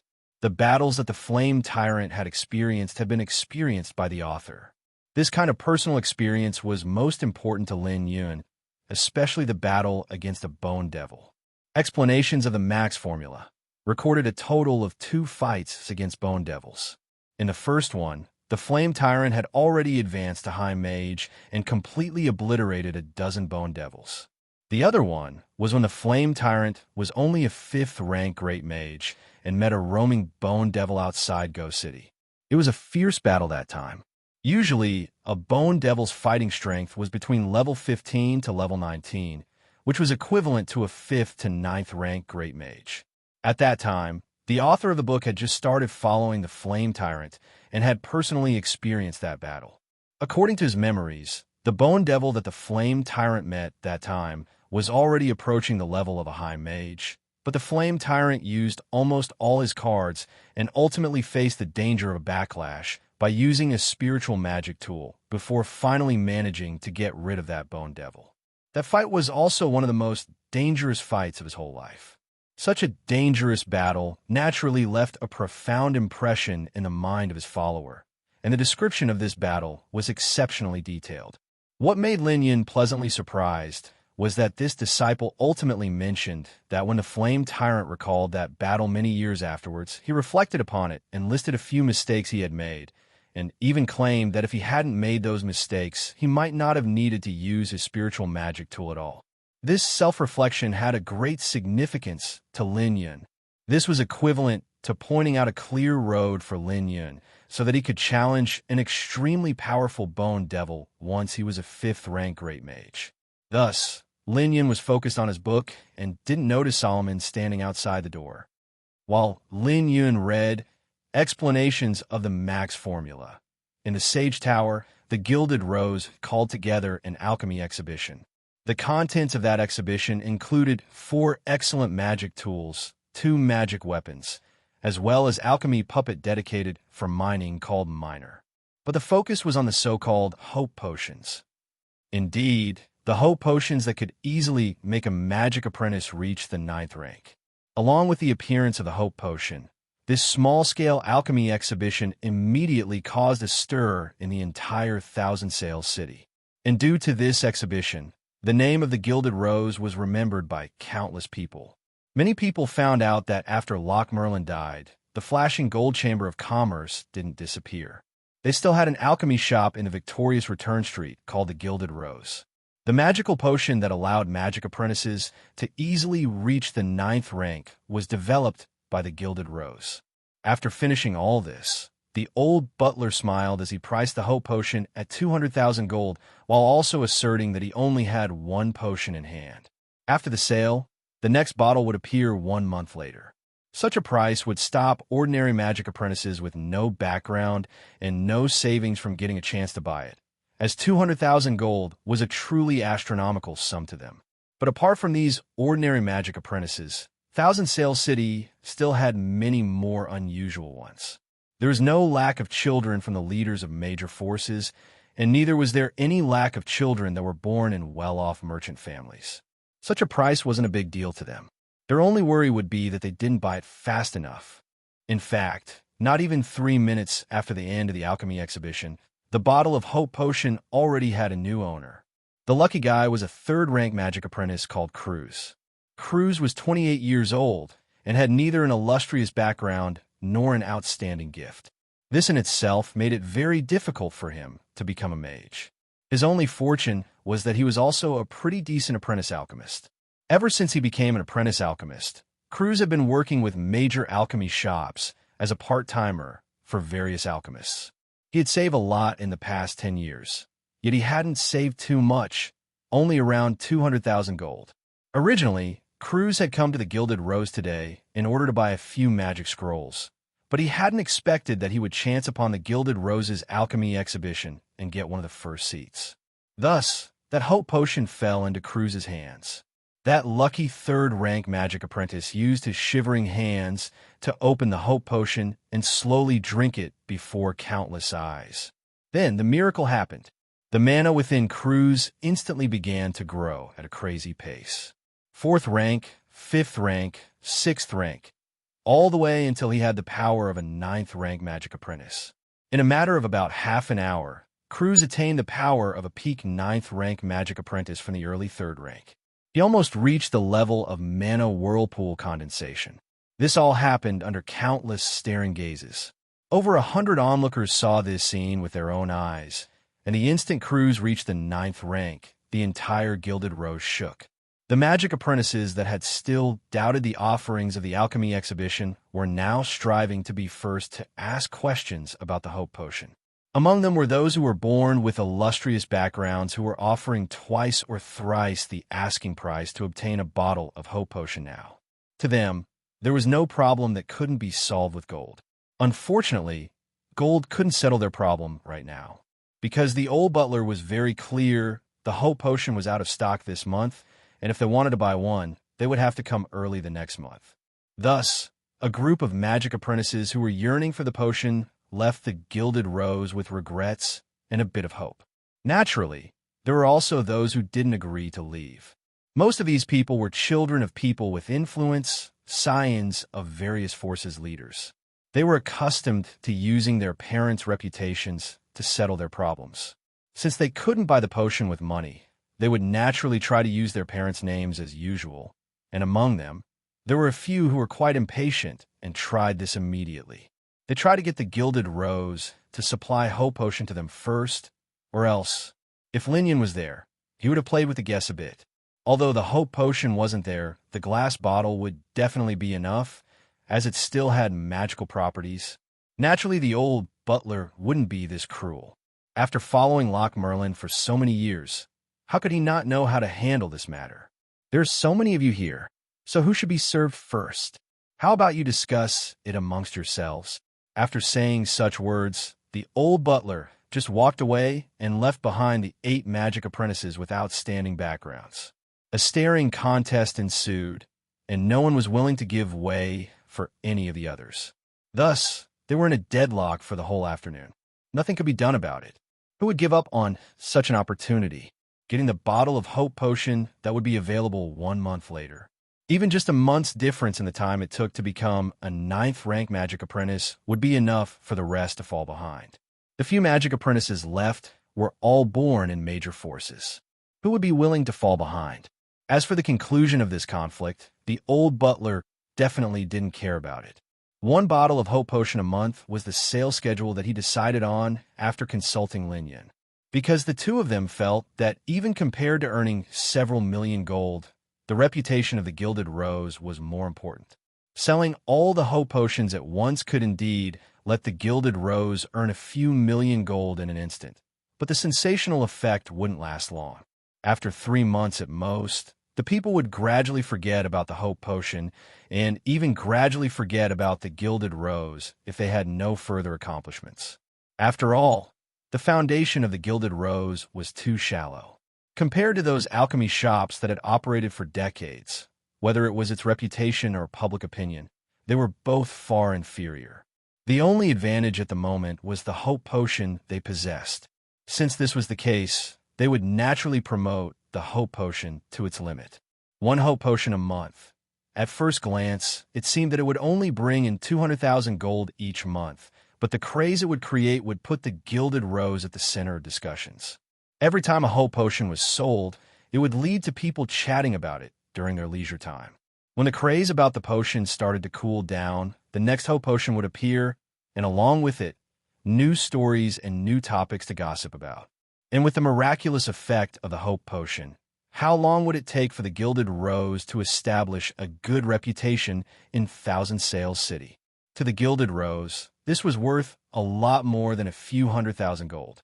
Along with the sale of the first bottle of hope potion and the rise of the 3rd rank magic apprentice crews to 9th rank, the Gilded Rose caught the attention of the entire Thousand Sails City, including that of the Manchi family. The analysis of the volcano potion and the ghost potion was reaching its end. The 2 great alchemists from the Black Tower reported that the more technical problems had more or less been solved. Only a few issues were left, but they could be figured out given enough time. At that time, Manchi spent 4 million gold to purchase the 2 potions so that he could obtain alchemy support from the Black Tower. Now that the study of the 2 potions was reaching its end, it would be their turn to help the Manchi family. The 2 great alchemists had already freed themselves from their analytic work and begun fully helping with nurturing the Manchi family's alchemists. At the same time, the Manchi family's alchemy shops were making all kinds of preparations for their official openings. But at this time, the Gilded Rose suddenly had an alchemy exhibition and announced the hope potion that shocked the entire Thousand Sails City. To the numerous magic apprentices, this was a huge boon, but to the Manchi family, this was grievous news. After the contents of the alchemy exhibition spread out, Manchi had been restless. After thinking about it, he invited the 2 great alchemists from the Black Tower. This is impossible. The 2 great alchemists instantly cut Manchi off and denied the possibility of the existence of the hope potion. But as they saw Manchi's confused expression, the 2 great alchemists reined in their tempers and added a few explanatory sentences. According to them, a potion that could easily let a magic apprentice reach the 9th rank would need materials that could strengthen mana, because only such materials would be able to replace the normally required meditation and achieve the effect of completing the mana gathering in a short time. In the field of potioneering, a material that could strengthen mana wasn't something that 1 or 200,000 gold would be enough to make up for. A conservative estimate would be a production cost of a clean million, and the Gilded Rose was only selling it for 200,000 gold. How could it not be impossible? A scam. This is definitely a scam. Ultimately, the 2 great mages used a tone full of certainty to issue their verdict. Right then, just behind them, the Manchi family's butler, Jonathan, ran over while gasping. Master, the 9th rank magic apprentice is really at the 9th rank. Why are you panicking? After Manchi berated Jonathan, he smiled at the two great alchemists and sent them off. He then waited until the silhouettes of the two alchemists were far in the distance before his face turned completely dark. A manufacturing cost of 1 million gold? Huh. How could the Gilded Rose come out with that? Master, it's okay. I already understood. Manchi interrupted Jonathan and directly ordered him, "Go find me that magic apprentice." Jonathan froze. His first thought was that his master didn't believe him. So he hastily reasserted, "Master, that magic apprentice truly reached the 9th rank." I said I understood. Manchi's heart was already restless enough. He looked at Jonathan impatiently, feeling irritated as he raised his voice. "So what if he's a 9th rank magic apprentice? Could it be that you can't turn him back into a 3rd rank magic apprentice?" Yes, I understand. With this prompt from Manchi, Jonathan repeatedly nodded and awkwardly ran out of the study. After Jonathan was driven away, Manchi sat alone in the study for a while. Half an hour later, he had someone call Ryan. "Ryan, please go to the Alchemist Guild on my behalf and seek Granger. Tell him that our Chambers of Commerce Union found out that the sale of the Hope Potion of the Gilded Rose is a very serious fraudulent action and already caused a very nasty influence. Our Chambers of Commerce Union hopes that the Alchemist Guild will hold a hearing to find out the problem behind it. Also, conveniently tell him that our Twin Moons Chamber of Commerce has a batch of rare magic materials that will be shipped. If Great Alchemist Granger is interested, he could get a decent discount." "Yes, Father." As the only millennial force of Thousand Sail City, the Manchi family truly had a frightening amount of influence. 3 days after Ryan paid a visit to Granger, the Gilded Rose was notified that the Alchemist Guild would seize their goods. A small, middle-aged alchemist who was about 40 to 50 years old came to see them. He stood at the entrance of the Gilded Rose, looking up with a condescending expression on his face. This wasn't particularly aimed at the Gilded Rose. This was the normal attitude of a member of the Alchemist Guild. Those of the renowned Alchemist Guild tended to have this attitude toward all the alchemy shops of Thousand Sail City, including the one of the flashing gold chamber of commerce of the past. In their eyes, even if these alchemy shops appeared impressive, they were only puppets of the Alchemist Guild. Without the Alchemist Guild's authorization, they couldn't even recruit one decent alchemist because the Alchemist Guild had control over the entire industry. The survival of these alchemy shops could be decided by a mere word from the Alchemist Guild, just like this Gilded Rose. The Hope Potion unveiled a few days ago had put the Gilded Rose in the limelight, but now, with just a word from the Alchemist Guild, it was suddenly faced with the danger of having their goods seized. "Alchemist Mullen, what is this?" Lin Yin had been at the Sage Tower for the past few days, so only the old butler was left in charge of the Gilded Rose. Hearing that someone from the Alchemist Guild had come to visit, he hurriedly went out to welcome him. But once he got to the lobby, the face of the old butler stiffened. 10 alchemists wearing black robes were sticking papers marked, "Seized" on goods that lined the shelves. Each time they stuck a paper on something, the alchemist taking the inventory would record it. And the one in charge of this was Alchemist Mullen, who the old butler had dealt with a few times. In the Alchemist Guild, Mullen was in charge of market supervision. When the Gilded Rose was reopening, the old butler specially paid a visit to this Mullen a few times so that the Alchemist Guild wouldn't make trouble for them. He even gave him a few generous bribes. At that time, Mullen patted his chest and guaranteed that the matters of the Gilded Rose would be his matters, and that if there was ever an issue, he would seek them out personally to resolve it before it became an official problem. The old butler never expected that a month later, Mullen, who had said those words so confidently, would be seizing the goods of the Gilded Rose. "Please wait. This must be a misunderstanding." After a quick glance around, the old butler knew that something had gone awry. Flustered, he hurriedly stopped the black-robed men from sticking more papers while requesting help from the person he had bribed. "Alchemist Mullen, can we have a few words? You can say what you want to say here." If it was before, Mullen might have still agreed to chat in private, because that would mean that he might potentially receive some more profits. But this time, Mullen didn't even consider it and immediately rejected it. The old butler suddenly understood how bad the situation was, but he still kept a smiling face. "Okay, Alchemist Mullen, Can I ask, why are the Gilded Rose's products being seized? Why is it being seized? Mullen snorted. Don't you yourself know about what the Gilded Rose did? Old Pave, your Gilded Rose is in big trouble this time. For the sake of our previous friendship, I advise you to not ask too much about it, and to quickly help my people take the goods before explaining everything in the upcoming hearing. Don't think that you'll be lucky. The problem with your Gilded Rose is very serious. Hearing, this is a decision from above. Finding someone to plead for you is useless. Mullen rolled his eyes and then glanced at the progress of his subordinates. Deciding that it was too slow, he grabbed a few of the seals himself and stuck the papers on some of the goods while instructing his subordinates. These, and these, bring all these back for me.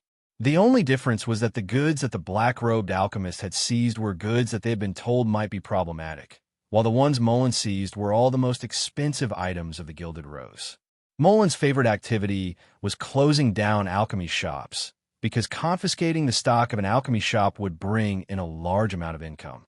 Even now, the few goods he chose were worth a few 100,000 golds. If he brought them back to the Alchemist Guild, they would be personally processed by Mullen. And if some of the goods were damaged and had to be disposed of, that definitely couldn't be blamed on Mullen. Alchemical goods were very frail, so it was normal for some damage to appear, right? Then again, who could look into that? The shuttered Gilded Rose? At such a time, they would have to worry about their hearing first. Mullen quickly looked around the shelves. Every expensive item that fell into his gaze made his face expose a hint of excitement and greed. 1 item, 2 items, 3 items. In a short period of time, 8 expensive items had been seized by Mullen, but he still was not yet satisfied. His eyes turned toward the staircase to the 2nd floor. Mullen's intuition told him that the truly precious items were most likely in the alchemy laboratory. You, and you follow me up. Mullen pointed at a few black-robed alchemists and walked over to the 2nd floor with them. But just as Mullen stepped foot onto the staircase, a soft sound echoed through the air. Before Mullen could understand what had happened, he was ruthlessly sent flying. Fortunately, he didn't go very high. Thus, he quickly fell down. However, he landed face first. Who is it? Mullen got up from the ground with difficulty, his face in a bad state. It looked sort of like a peach, with red and white mixed together in a mess. Who dares to sneak attack me? Have the guts to show yourself. Mullen then saw his attacker come out. He was a thin, 20-year-old mage with a pale complexion who was dressed in a brand new black robe. He stood there with his right hand still raised after having cast Tornado Whip. You are the one who attacked me? Although the Alchemist Guild had always been relatively low-key, unlike the powerful Mage Guild, whose might shook the entire 1,000-sail city, it had the power to rule over the industry. The Alchemist Guild's members always had a feeling of superiority over everyone else, especially Mullen, who was able to control the market. In 1,000-sail city, he could be described as harsh and unreasonable. Usually, the alchemy shops having their goods seized would have to sweet-talk Mullen out of fear that they might be accused of some additional offense. But today, he was actually attacked with a tornado whip as he was about to inspect the alchemy laboratory. This was simply a humiliation. I am Mafa Merlin. Linyon didn't care about Mullen's expression as he slowly walked out of the crowd and entered the lobby of the Gilded Rose, before stopping in front of the bloodied Mullen. The Gilded Rose you are closing down just so happens to belong to me. Mafa Merlin? Mullen was dazed. He then remembered that Loch Merlin indeed had a son named Mafa Merlin. But so what if it was Loch Merlin's son? Even if Loch Merlin himself had committed such an offense, he would have had to pay the price, let alone his son. You dare to do this to me? Mullen stared at Lin Yun, his voice full of repressed anger. Do you know what you are doing? Do you know the consequences of interfering with the Alchemist Guild's market supervision? What consequences? You'll know about it after I bring you back. Mullen waved his hand, and his black-robed subordinates quickly surrounded Lin Yun. Capture this individual and bring him back. To dare to sneak attack me, such nerve. Understood. Naturally, this group of alchemists wasn't weak, as they had been sent to seize expensive goods which could cause conflict. They were all at least 5th-rank mages, and some of them had even reached the 9th rank.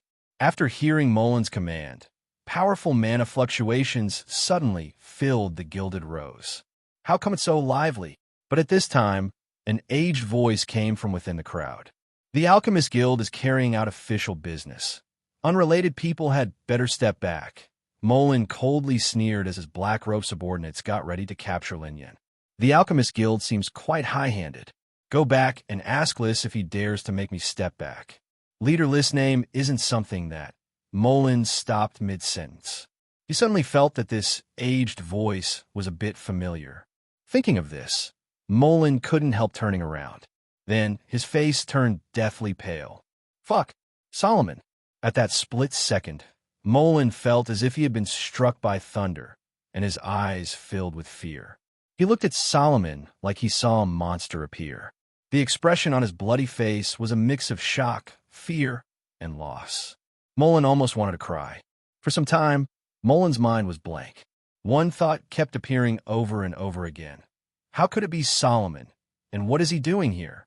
This was Solomon, leader of the Mage Guild, master of the Sage Tower, the Solomon whose power shook Thousand Sails City for 20 years.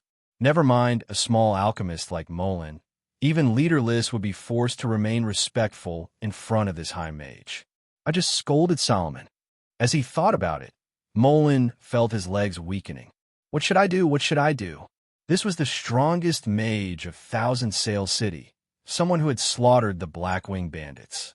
In front of him, Molin was a mere ant waiting to be crushed. Molin stood there with a pale complexion, and he couldn't help shivering as numerous droplets of cold sweat dripped down from his forehead. Merlin, do you need my help resolving this issue? Solomon didn't look at the terrified wreck as he entered the Gilded Rose without even asking what had happened. All he cared about was whether Lin Yan needed his help resolving this problem. That's right, resolving it. If someone else said something like this, it would definitely draw the ire of the Alchemist Guild. After all, who would dare to stop the Alchemist Guild from seizing goods when they were in charge of this market? Wouldn't that be disrespecting the Alchemist Guild? But it was a totally different situation if Solomon was the one saying it. The black-robed alchemists, along with the shivering Molin, didn't feel anything wrong with Solomon saying something like this. If Solomon said he would resolve it, then no matter who was right and who was wrong, no matter the cause and effect, the matter would be resolved. This was the extent of Solomon's status in Thousand Sails City. Lin Yan knew that as long as Solomon said something, these black-robed alchemists and Molin would definitely fix everything and scamper back to the Alchemist Guild with gloomy expressions. What seizing, what hearing? They would be unrelated to Lin Yan. But after Lin Yan thought about it, he shook his head and rejected Solomon's kindness. No need. It wasn't because of some ridiculous pride, and it also wasn't because of some baffling honor. In fact, due to his previous life, Lin Yan's pride and honor, as well as his moral principles, could be considered to be quite flexible depending on the situation. He refused Solomon's kindness because he felt that the Gilded Rose still had too few alchemists. Mage Solomon, I already explained the matters of magic conducting rune creation paradigm on the road. In a few days, I'll come to the Sage Tower. I'll ask you for some pointers at that time. Very well. Solomon understood Lin Yan's intentions and didn't try to convince him. After nodding, he gazed at Molin once again and muttered, "Give my respects to Liss." After saying this, he turned around and left the Gilded Rose. Yes. Molin was finally able to let out a sigh of relief. His legs went soft, and he sat down on the staircase, but he couldn't relish in the feeling of being let off easy. He wiped the sweat off his forehead, but didn't even take the time to properly wipe the dust off his face as he rushed toward Lin Yan. However, Molin didn't act all high and mighty this time. An obsequious expression was now plastered on his face as the stuttered, Mage Merlin, it's a misunderstanding, a complete misunderstanding. Haha, it's good if it's all just a misunderstanding. Lin Yan laughed as if the previous unpleasantness had never happened. He even kindly reminded, Alchemist Molin, there still seem to be a few shelves that are lacking seals over there. No, it's not needed. There's no need to put seals there. By now, Molin's smile looked more like unsightly weeping. Damn, if I had known that you were friendly with Solomon, How could I be willing to seize your goods? I got no benefits in the end and got on the bad side of Solomon. How could I be so unlucky? No need, really? There's truly no need, Mullen miserably forced out. Good then. Linyan nodded in relief at this before suddenly asking, "Oh right, Alchemist Mullen, when does the hearing begin?" "The hearing is in an hour." No, I don't mean to urge you, Mage Merlin, if you don't have the time. The hearing could be... Just after he started talking, Mullen felt like slapping himself. Wasn't this a bad idea? He had just managed to gloss over the attempted seizure of goods, yet he was still talking about the hearing. What if Solomon returned? No, I have plenty of time. It would take 30 minutes to get from here to the Alchemist Guild. Alchemist Mullen, hurry up and seal everything. Mullen let out two surprised murmurs one after the other as he was completely stunned. After working for the Alchemist Guild for so many years, it was the first time Mullen saw an alchemy shop owner like this person. Not only was he impatient to participate in the hearing, but he was even urging him to hurry and seal everything. What was happening? Are you losing your mind? Or am I? One was continuously urging while the other wanted to just stop. The sealing work was rushed ahead. Mullen commanded a few of the black-robed alchemists to hurriedly put seals on a few shelves before saying, while shivering, that the sealing had already been completed. The most frightening thing was that before he left, Lin Yun asked one thing. "All right, Alchemist Mullen, once the hearing is over, will I be missing some of my things?" "Definitely not." Mullen was on the verge of crying. He shook his head while guaranteeing, "That definitely will not happen." At the start, Mullen truly had planned to get some benefits out of this.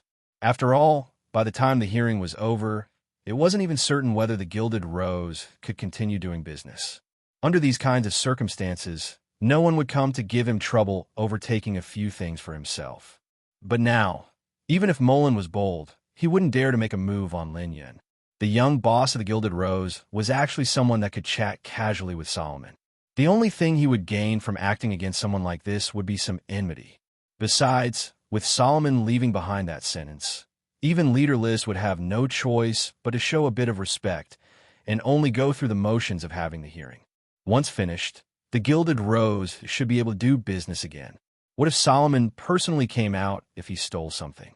Thinking that this might be possible, Mullen's legs felt weak once again.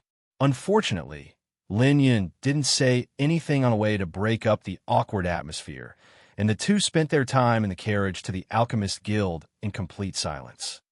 Looking at the time, 1 hour had passed. The hearing was held on the second floor. Mullen respectfully led Lin Yun to the door and knocked on the door before announcing, "The Gilded Rose's Mafa Merlin has arrived. Please come in." Mullen opened the door and led Merlin inside. This was a spacious conference room with very simple furnishing. There were a few chairs and a long table, and behind the long table were 3 middle-aged men sitting side by side. They didn't seem very old, each perhaps between 40 and 50.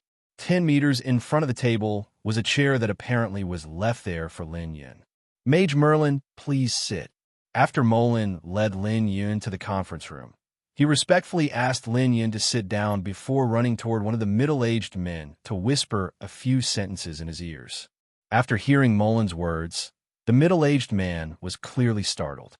He instantly glanced at Lin Yun in bewilderment before quickly lowering his head to cover his lack of self-control. However, the broken quill in his right hand still betrayed his mood. It was only a quill, but he couldn't hold it stable.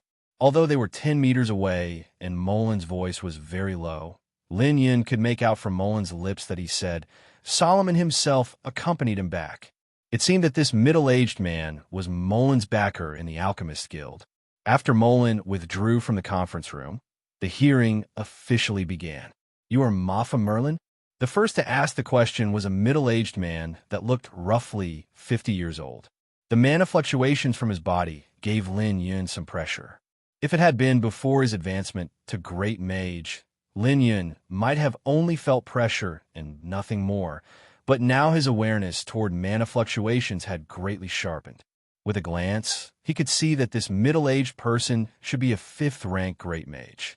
But after reaching the rank of Great Mage, he might have taken a few detours, making his magic-conducting runes no longer able to maintain balance. For him to be able to even reach this step was thanks to the help of various alchemy potions. But he would be stuck at the 5th rank for life. Mafa Merlin, not hearing any sort of response, the man frowned. As someone who was relatively higher in the ranks of the Alchemist Guild, although the number of hearings he had taken part in hadn't reached the triple digits yet, he still had participated in more than 80. In all of these, he had never seen one where the person being questioned would ignore him. Moreover, there were 2 of his peers watching on the side, making him feel like he had been disrespected. Naturally, he didn't have a good first impression of Lin Yun. Ah, yes, Mafa Merlin. Lin Yun, who had felt sorry for the other side for being stuck at the 5th rank, came back to his senses after hearing the middle-aged man prompt him a second time. Good, Mafa Merlin. You can now confess about the issue regarding your gilded rose. What do you mean, confess? Lin Yun kept up a dazed expression, but he clearly understood that this overbearing middle-aged man was trying to intimidate him. Otherwise, he wouldn't have brought it up like this. Sure enough, as Lin Yun thought, the middle-aged man impatiently continued. Could there be problems with the gilded rose, which is under your name, that even you yourself don't know about? And you ask me what I mean about confessing? I'm telling you, Mafa Merlin, you had better cooperate and answer this question truthfully. The severity of your punishment depends on your attitude. Don't be stubborn. That wouldn't be good for you and the gilded rose. This man had held many hearings, so he was quite used to handling these owners of alchemy shops. The most effective tactic was intimidation. These ruthless merchants might look like they abided by the law, but in reality, who hadn't made a few illegal deals. Most hearings were about that. As long as they were intimidated, these merchants would truthfully confess. Even things that the guild was unaware of would come out sometimes. This middle-aged man was highly experienced. Unfortunately, he was facing the Gilded Rose this time. The Gilded Rose rose up from scratch, and more than 90% of the products had been personally made by Lin Yun. How could Lin Yun not know if there was a problem with them? Thus, Lin Yun pushed back. Then say it, what issue is there with the Gilded Rose? The middle-aged man's face hardened as he thought to himself. He is too arrogant, too savage. He refuses to confess to the problem, and even ridiculed me, the host of the hearing, an esteemed alchemist of the Alchemist Guild. The middle-aged man stood up and pointed at Lin Yun as he warned, Mafa Merlin, you should know where you are. This is the Alchemist Guild, not a place where you can behave as you wish. You'd better confess truthfully, or else. Are you threatening me? Although Lin Yun was still smiling, his eyes faintly narrowed as he stared back at the middle-aged man. Mage Merlin, it is a mere formality. We aren't threatening you. Seeing the 2 of them glaring daggers at each other, one of the other men hurriedly joined the discussion. After appeasing Lin Yun, he patted the shoulder of his ashen-faced colleague. Okay, Granger, let me do the questioning. Granger ruthlessly stared at Lin Yun for a few more moments and then sat down after snorting. Mage Merlin, let me introduce myself first. I am called Baysoro. I am in charge of this hearing with Granger. We called you here to ask a few questions. Sure, ask away. First, I would like to ask of you, when the Gilded Rose had an alchemy exhibition yesterday at 10 in the morning, did the exhibition include a potion named the Hope Potion, which is rumored to be able to make a magic apprentice easily reach 9th rank? Yes. Good. Second question. Was this potion bought by a 3rd rank magic apprentice named Cruz for the price of 200,000 gold? Yes. And the last question, can Mage Merlin confirm whether this potion can make a magic apprentice easily reach 9th rank, as it was explained by the Gilded Rose, and without any side effect? Yes. Good. I have no more questions. Baysoro nodded and only wrote something on a paper in front of him. Mafa Merlin, I have to say that this is a very substandard scam. Granger stood up once again and looked at Lin Yun as if he was looking at an idiot as he continued, I don't know what achievements you have in magic, but honestly, you've really failed in the alchemy field. When you plotted this trap, didn't you think with basic common sense?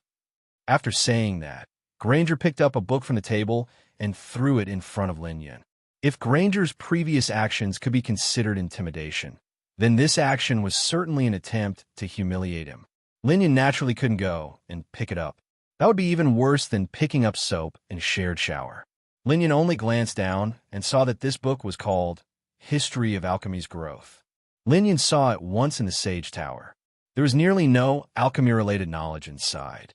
It mainly talked about some important characters and events in the history of alchemy. You see, knowledge is under your foot, but you're even unwilling to bend your waist to retrieve it.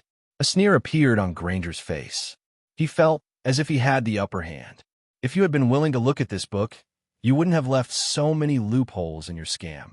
On the 13th page, it is clearly written that through several millennia of alchemy history, there have been 17 types of potions that were able to make a magic apprentice smoothly reach 9th rank. Each of them is an artwork that could be recorded in the annals of history. The cheapest one among them was worth 1,500,000 gold, while your Gilded Rose sold the so-called Hope Potion for barely a tenth of that. I don't know whether to call you stupid or naive. Was your Gilded Rose always so charitable? Then how much should we price it at? Its price should be... Granger reflexively said half of his sentence before having a sudden realization and changing his tact. How much you should sell it for doesn't matter. The main point is that your Gilded Roses scam has already brought about serious consequences. What consequences? What consequences? Haha, you'll understand soon. Granger gave Lin Yun a cold glare before calling for a staff member. After whispering a few words to that person, the latter quickly left the reception room. 10 minutes later, the staff member came back with a young magic apprentice in his late 20s. Now, let me introduce this person. He is Magic Apprentice Cruz, the one who bought the Hope Potion for 200,000 gold. Magic Apprentice Cruz, could you please share what happened to you after you drank the Hope Potion? Yes, this magic apprentice called Cruz clearly hadn't experienced any big events before. Standing in front of several great mages and great alchemists, he couldn't help acting rather nervous. His eyes faintly flickered as he recalled. On that day, I originally planned on purchasing a few magic scrolls, but I didn't expect the Gilded Rose to organize an alchemy exhibition. I just happened to be at the first row. At that time, I thought that a large alchemy shop like the Gilded Rose wouldn't scam people, and I felt lucky. I wanted to immediately become a 9th rank magic apprentice, so I bought it. I spent all my savings to buy that damned Hope Potion. And afterwards, they urged me to drink it on the spot. I did as instructed, and after drinking it, I truly felt my mana quickly increasing from 3rd rank to 4th rank, from 4th rank to 5th rank, before finally stopping at the 9th rank. At that time, I really thought that I was lucky.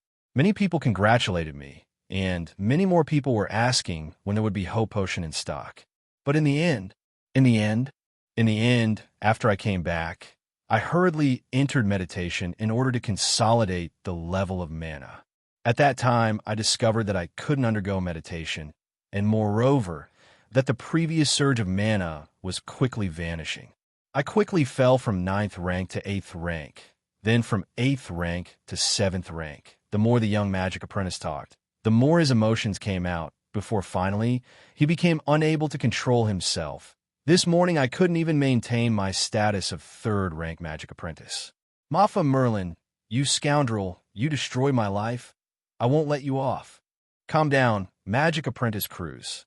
Yes, I originally was a 3rd rank magic apprentice, but look, I can't even maintain 3rd rank right now. Moreover, I still can't undergo meditation. Maybe tomorrow, I might become an ordinary person devoid of mana. This was caused by the damn Gilded Rose. After saying that, the young magic apprentice even let out a few tears. Mafa Merlin, those are the consequences of your actions. Granger sneered while looking at Lin Yun. Magic Apprentice Cruz, can I trouble you to come over? You are too far. I can't see clearly. Lin Yun didn't pay attention to Granger's malicious accusations and simply beckoned Cruz over. It's fine, Magic Apprentice Cruz. Let him have a look at what the Gilded Rose did. This is the Alchemist Guild. No one will harm you. Understood. After obtaining Granger's guarantee, the young magic apprentice walked over. Lin Yun looked at the young magic apprentice for a long time. Mana is indeed dissipating. If this keeps going, let alone tomorrow, you might become an ordinary person today. Lin Yun's voice sounded sympathetic as he asked, Oh, right. Magic Apprentice Cruise. What does a dissipation potion taste like? What dissipation potion? The originally cowering magic apprentice almost jumped up when he heard the words dissipation potion. He looked like a cat whose tail had been stepped on as he yowled. What dissipation potion? I don't understand what you are talking about. Mage Merlin, what does this mean? Upon hearing these words, let alone the young magic apprentice, even Baysoro, who had been immersed in his writing, began to frown. As a great alchemist, how could he not know what a dissipation potion was? It was a poisoned tailor for mages. Once poisoned, the victim's usable mana would decrease very rapidly. A lot of rogues like to douse their daggers in dissipation potion so that when fighting a mage, a small injury could change the outcome of the battle. But a mage drinking a dissipation potion? This had never been heard of. Sour, I presume? Lin Yun squinted as he kept watching that young magic apprentice, apparently not hearing Besoro's question. You are talking nonsense. Under Lin Yun's intense gaze, the young magic apprentice was even more nervous. What dissipation potion? I never heard about it. What proof do you have? Proof. Lin Yun didn't move from his seat as he mused with a lazy voice. However, just as his words ended, a whoosh could be heard. It was followed by a splash of blood. Before anyone realized what had happened, Lin Yun had already taken out a glass bottle, and the spurt of blood entered the bottle without a single drop being spilled. The entire process was so fast that everyone was left in a daze for a moment. When Cruz clutched his right hand while letting out a miserable shriek, everyone understood what had happened. Fresh blood could be seen dripping from the young magic apprentice's wrist, and the sound from before had come from a quickly cast windblade. In other words, he had cut open the young magic apprentice's wrist and collected the blood coming out in a glass bottle. And he had done it so quickly that no one was able to follow the action. What did this mean? The three people sitting on the other side of the table couldn't treat this lightly. Among the three of them, Granger was a 5th-rank Great Mage, Baysoro was a 6th-rank Great Mage, and the remaining one was someone who had only recently become a Great Mage. But even so, these 3 Great Mages were all in a daze and weren't able to clearly understand how it had happened. How did this mage Merlin release that windblade? How did he cut Cruz? And how did he collect the blood in the glass bottle? They weren't able to see it, and that realization shocked them. That casting speed was far too frightening. What would have happened if the target of that wind blade wasn't Cruz's wrist, but rather the neck of one of the 3 great mages? As the thought passed through his mind, Granger suddenly felt uncomfortable sitting in his chair. After all, ever since that young mage entered the reception room, Granger had deliberately been making things hard for him. This was partly because it was a necessary part of conducting the hearing, but it was also due to Granger's selfishness. Others might not know the reason, but how could Granger not know? The eldest son of the Monchi family, Ryan, had personally visited him and promised numerous precious magic materials. All he needed to do was to make things difficult for that Maffa Merlin guy during the hearing. Granger had unhesitantly agreed. As he saw it, Maffa Merlin was but a 20-year-old mage whose biggest backer had already passed away. He was now operating an alchemy shop with a very old butler. He had no influence and no background. So what if he embarrassed him in the hearing? Would such a person dare to retaliate? Retaliating against a great alchemist. Even if he was bold, he wouldn't dare. And in the hypothetical case that he dared to do so, would he even have the ability? A youth who had just advanced to become a mage retaliating against a 5th-rank great mage. Such a joke. Thus, from the beginning, Granger had been thinking of every possible way to make it hard for this young mage. While each of his words had an intimidating tone and each of his questions carried deep malice.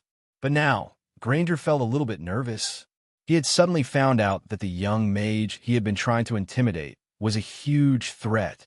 He had cast a spell that harmed their witness, and none of the great mages had been able to stop him or even react at all. This casting speed was too frightening.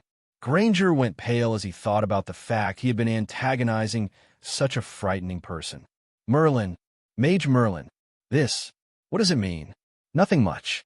It's just that, didn't Magic Apprentice Cruz just say that I didn't have any proof? Lin Yun gently shook the glass bottle in his hand while calmly explaining, I felt that this was a provocation, and thus I decided to produce some proof. What is that proof? The proof. Lin Yun smiled and stood up, shaking the glass bottle while walking toward the table. What are you doing? Granger immediately jumped up in surprise. But after he cried out in alarm, the great alchemist realized that he had forgotten to act with decorum and promptly spoke further to cover it up. You can show your proof. You don't need to come up here to do so. Great alchemist Granger, I'm only bringing the proof to you. You don't need to be so nervous. I'm not nervous. How could Granger admit something like that? Fortunately, Lin Yun didn't press the matter. He only put the glass bottle on the table and explained, this is the proof. What kind of proof is that? Granger was confused. No, it wasn't just Granger. Although the other two great alchemists didn't say anything, when they looked at Lin Yun, they couldn't help frowning. What kind of proof could there be in this bottle containing a bit of blood? Lin Yun quickly gave them the answer. Great alchemist Granger, your knowledge is truly lacking. Lin Yun pointed at the history of alchemy's growth on the floor while saying with a smile, if you were to carefully read this book, you would find in the third paragraph of page 27 that ruler Zhang Te had been stabbed with a weapon doused in dissipation potion in his later years, leading to all kinds of symptoms. If I'm not wrong, it was mentioned that it took 3 months for ruler Zhang Tue's wound to heal, and the flow of blood was never-ending. Granger's expression was unsightly. What he had just used to make fun of Lin Yun was now being used against him, and he couldn't say anything against it because the description was too crucial. For some time, Granger stared attentively at the book on the ground, but he could neither pick it up nor leave it there. If he picked it up, that was the same as losing his reputation because of his earlier words. But if he didn't pick it up, how could he refute the claim? You see, great alchemist Granger, knowledge is at your feet, but you are unwilling to bend your waist to pick it up? The most terrible part was Lin Yun sneering. For some time, Granger really felt like slapping himself. How about you look inside to check, Granger? Baisoro, who was feeling a bit intrigued, couldn't help but advise him to continue. Granger turned to glance at Baisoro, and although he didn't say anything, he had already cursed 18 generations of Baisoro's ancestors. Fuck, you are a bastard. I'm already in this situation, but not only are you refusing to support me, you're even throwing stones at me. If you want to take a look, how about you go pick it up and check yourself? The hearing has to continue. Baisoro clearly knew with a glance that Granger wasn't thinking anything good about him right now, so after a short time, he simply lowered his head and gave this reason.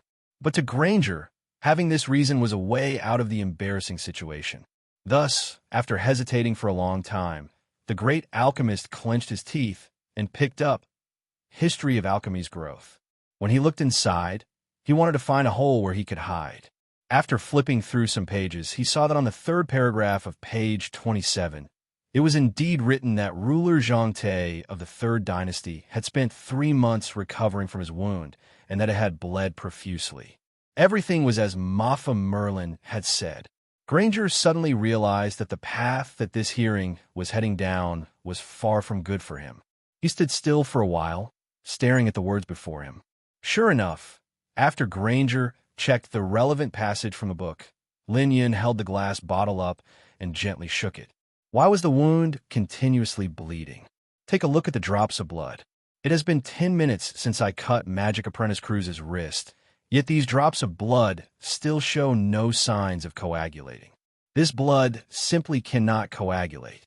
Great alchemist Granger, you wouldn't tell me that it is but a mere coincidence. This is only your conjecture. This can't be used as evidence. Granger felt that he could still salvage the situation. This isn't a mere conjecture. Lin Yun didn't plan to give him the slightest opportunity. He picked up a quill and a piece of paper on the table and started writing. He wrote down an alchemy formula containing 4 lines. There, compound this potion and you can extract at least a drop of dissipation potion from this blood sample here in 3 minutes. At that time, if great alchemist Granger is still not convinced, he could try it himself. Baisoro once again hit Granger while he was down. He proceeded to compound the potion according to Lin Yun's formula. Granger looked at the potion and felt like crying. Seriously, how could you move so fast and finish compounding in a few minutes? Do you think I'm not miserable enough? Granger's thoughts were about right. Baisaro didn't stop after taking out the finished potion and volunteered to help Lin Yun with the refining. Under the exquisite work of the great alchemist, the blood inside the glass bottle quickly separated, leaving a few drops of transparent liquid behind. As it was decanted into another glass bottle, a sour smell assaulted their noses. Granger, look at this.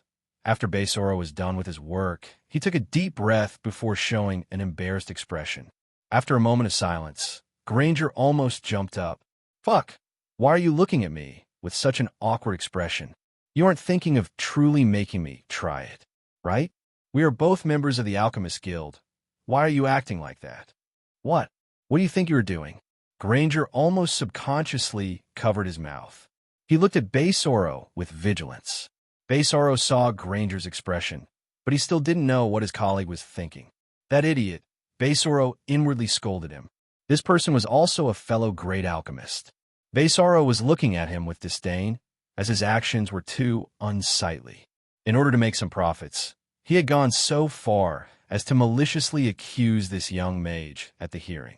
What he did was clear, yet he thought that others couldn't see. If it had happened to someone else, Baisaro likely wouldn't have bothered about it. To a great alchemist, the survival of a random alchemy shop was only a trivial matter. Offending a colleague for a trivial matter wasn't worth it in Baisaro's eyes. The problem was he couldn't ignore Lin Yun's matters. What Molin had said earlier was very clear. When that young mage came back to the Gilded Rose, he had been escorted back by Solomon. What did that mean? Is a person that Solomon personally escorted someone you can offend, Granger? Granger could be considered lucky that Windblade earlier had only cut Cruz's wrist. If Mage Merlin had a worse temper, that Windblade might have fallen on your neck due to your previous behavior. It will be too late for you to regret it then. Regardless of your fate, don't implicate me. I don't want to clean up your mess. As he thought this, Baisaro felt a little troubled. The hand holding the glass bottle seemed to be moving toward Granger. Get that away from me. Granger quickly cried out. Baisaro took a look at Granger and then opened the glass bottle before giving his opinion. It seems like it truly is dissipating potion, but he still ended up asking, Granger, what do you think? Granger opened his mouth, but he didn't know what he should say. Granger was too embarrassed by the situation. Could he agree to what Baisaro said? Then today's hearing might turn into the biggest joke of the Alchemist Guild, and the most laughable person would definitely be Granger himself. But if he didn't agree, what could he do about the bottle Baisaro was holding? Would he really have to try it? And what if it really was dissipating potion?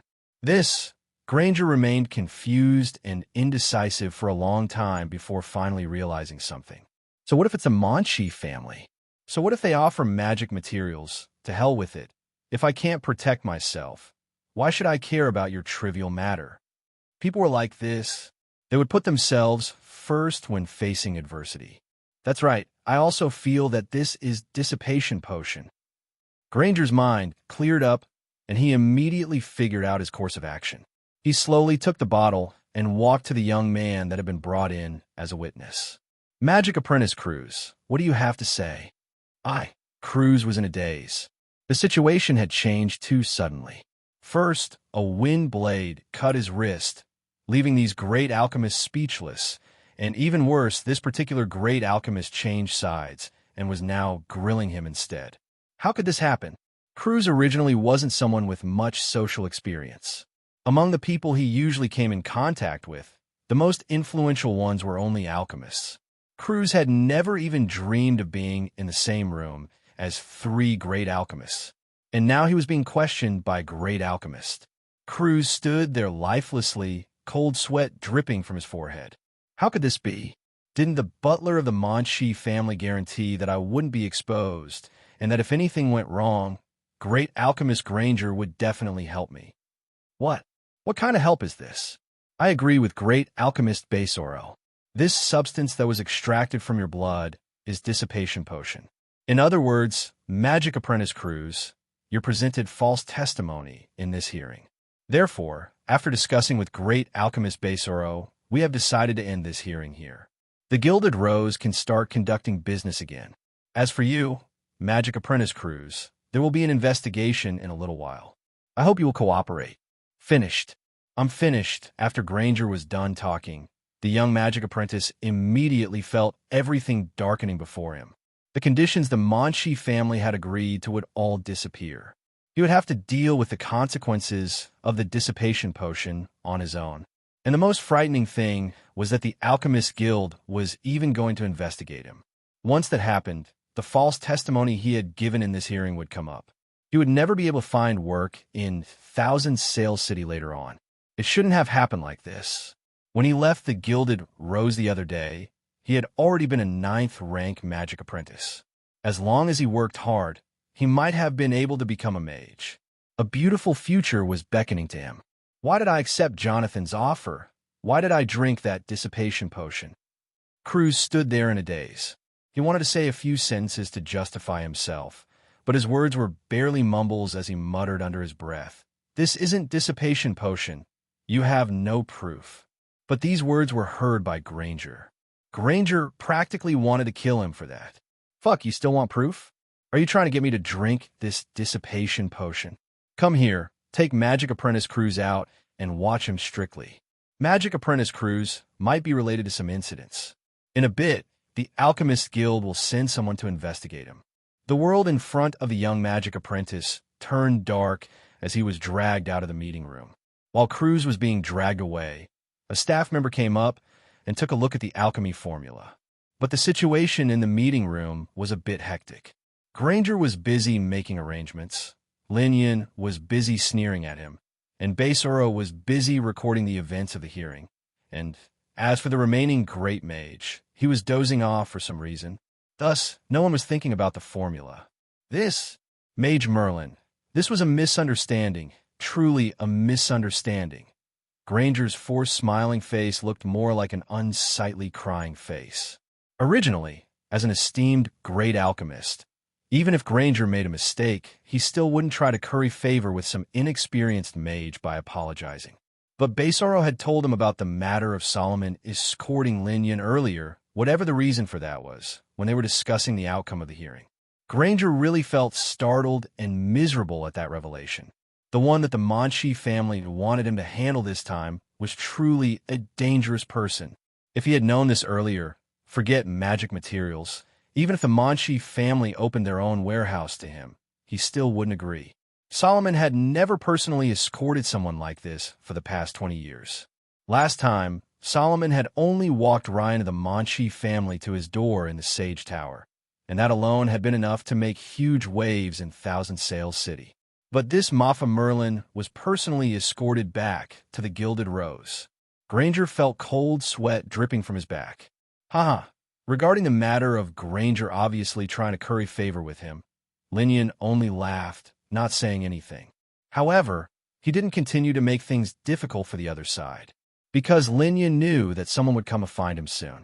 Sure enough, while Granger was trying to think of every possible way to justify himself, another staff member entered the reception room and whispered a few sentences in Baesoro's ears. Baesoro, who had still been sorting the records of the hearing, froze before suddenly standing up and looking at Lin Yun, his expression full of doubt and shock. Baesoro stood there in a daze for a long time before letting out a gulp. Mage Merlin. What is it, great alchemist Baesoro? Your esteemed alchemy formula.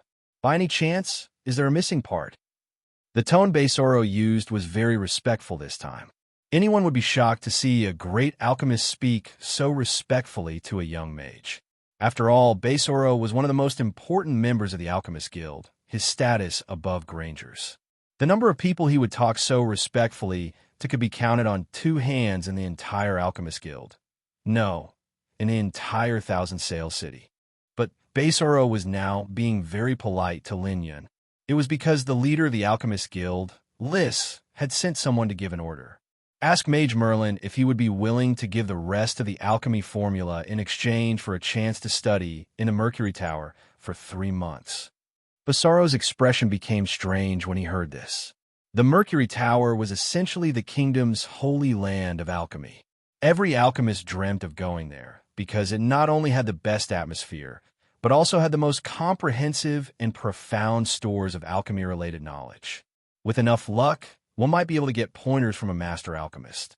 But the Mercury Tower rarely got in contact with the outside world, and it wouldn't recruit disciples externally.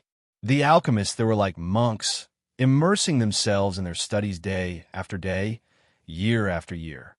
To some extent, the Mercury Tower could be considered an independent kingdom, one that only existed for the advancement of alchemy. That independent kingdom was practically isolated from the rest of the world. Only when the legendary masters needed to replace their assistants would outsiders get an opportunity to enter the Mercury Tower. These opportunities were very rare. At the very most, only 10 people would have this opportunity in a given year, and every major alchemist guild like the one in Thousand Sail City would obtain one spot every few years. Beisoro himself had been applying for over 10 years, and although he hadn't been chosen yet, he never gave up. After all, Beisoro knew that due to his innate level of talent, he had already approached the limit of his path of alchemy. If he only relied on hard work, he could end up stuck at his current level for years. If he wanted to progress further, he had to enter the Mercury Tower and gain access to the profound knowledge and the help of those legendary master alchemists. But that opportunity was too difficult to obtain. Even though Beisoro's status in the Alchemist Guild wasn't low at all, getting a chance to enter the Mercury Tower was based on luck. But now, this kind of opportunity was actually being offered in exchange for an alchemy formula. Beisoro's expression became quite strange as he thought about it. It wasn't because of him missing out on the opportunity to go to the Mercury Tower, but rather because of the implied value of that alchemy formula. Although List's reputation in Thousand Sail City wasn't as awe-inspiring as that of someone like Solomon, his prestige within the Alchemist Guild wasn't something that an outsider could imagine. His status here was nearly that of a god. For complicated and important decisions, as long as List said something, the rest of the Alchemist Guild wouldn't dare to go against it. This wasn't the same as Solomon in the Sage Tower. Although Solomon might have power that shook the entire Thousand Sail City, he was only one of the 3 members of a council in the Sage Tower. For important decisions, they would have to convene a meeting and the 3 of them would come to a decision together. But List reigned supreme in the Alchemist Guild, every final decision depending on his word, like a dictatorship. Just like now, with the precious opportunity to go to the Mercury Tower being decided in a word by List, and no one questioning it. Even Beisoro, who had been continuously applying for 10 years, could only look at Lin Yun with envy. Great alchemist Beisoro, this question isn't very appropriate.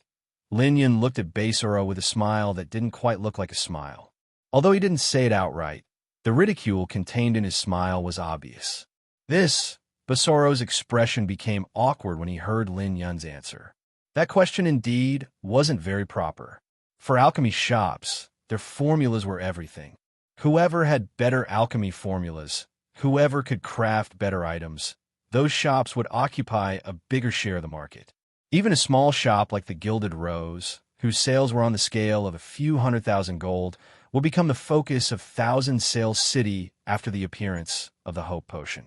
Once the hearing was over, the business would inevitably become very prosperous.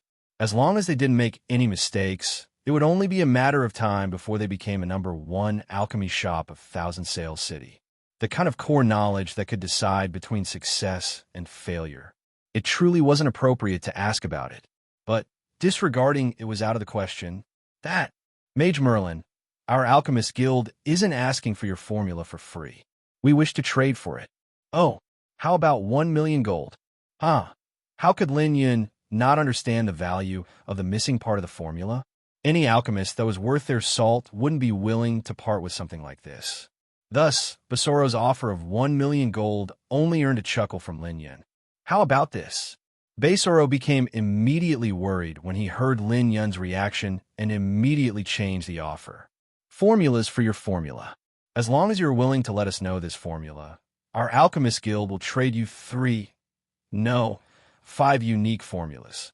We guarantee that these 5 formulas are unique to the Alchemist Guild, and you won't find them anywhere else in Thousand Sail City. Baesoro was sweating crazily as he wondered, why is he still chuckling? An esteemed great alchemist was giving him a generous offer, but yet this fellow seemed to find the situation amusing.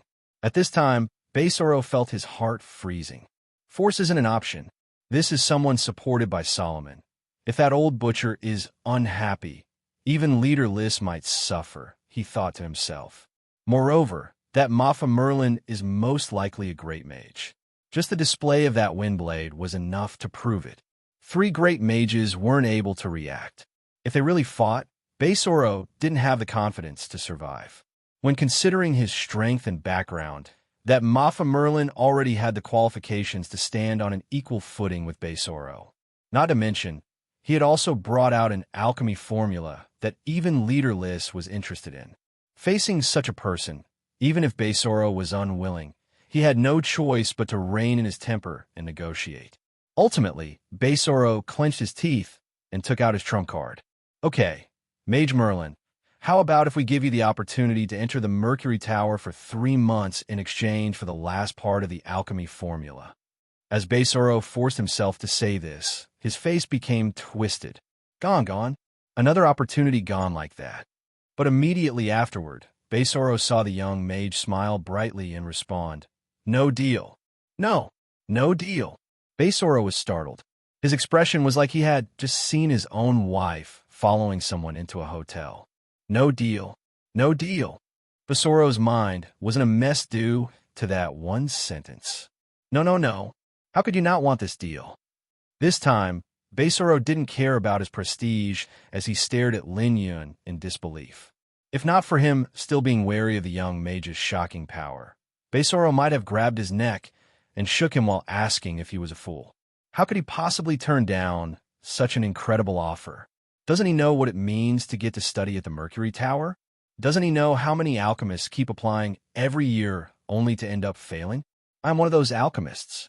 Okay, great alchemist Baesoro, I am willing to trade this alchemy formula, but I am not interested in studying at the Mercury Tower. Seeing Baesoro's emotional response, Lin Yun felt a bit bad about keeping him in suspense. After thinking for a moment, he gave a small hint. In fact, one of the reasons Lin Yun had come to the hearing today was precisely to sell this alchemy formula. He knew that he would get a chance to demonstrate its effects. As for the rest, such as the matter of making Granger feel as if he had been slapped in public, it was merely done casually.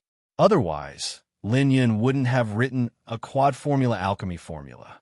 If he only wanted to prove that Magic Apprentice Cruz had drunk a dissipation potion, Lin Yun had 100 different methods that he could have used. He wouldn't have to use such a troublesome one. Thus, Lin Yun wrote a quad formula alchemy formula while hiding the most important one. A normal great alchemist might not have noticed it, but those peak great alchemists who had been in that realm for many years, thirsting to reach the master realm, would inevitably notice that this quad formula alchemy formula had a part missing. That part of the formula was the core. As long as that final part of the alchemy formula was integrated with the rest, the entire formula would undergo heaven-defying changes.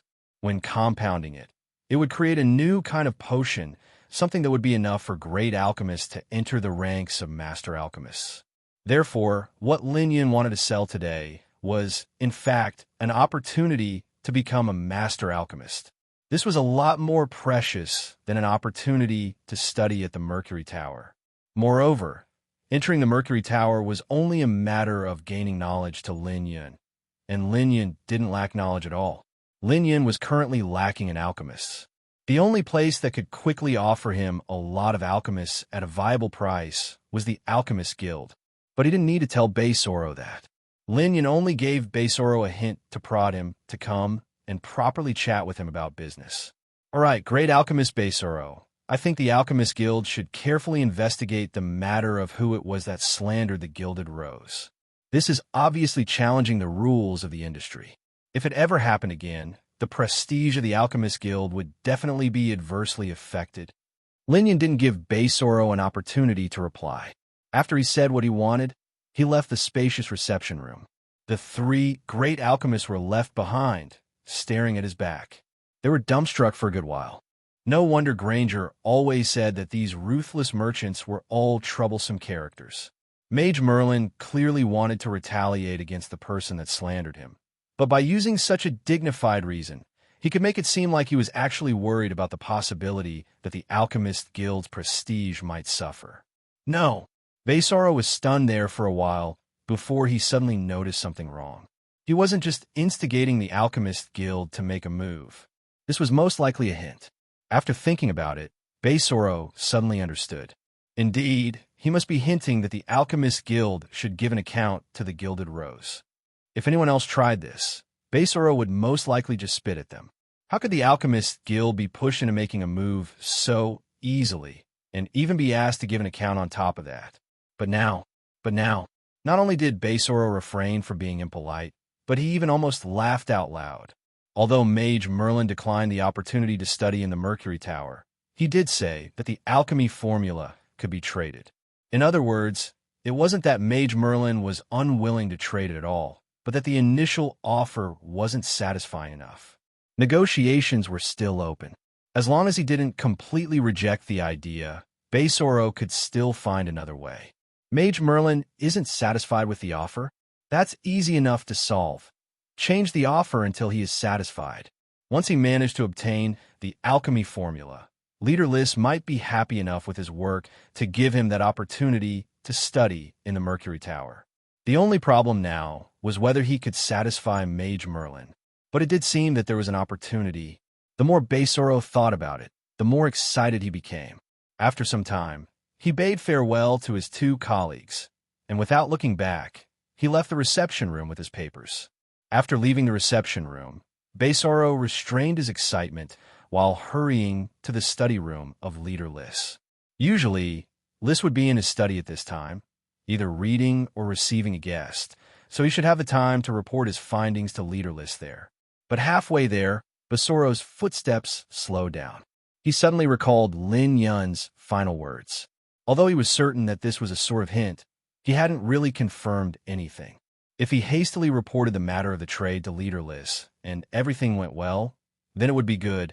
But if something happened and Leader Lys didn't get that alchemy formula in the end, it would be a serious problem. Let alone not getting a chance to go to the Mercury Tower this time, he might never get a chance to go there for the rest of his life. No good.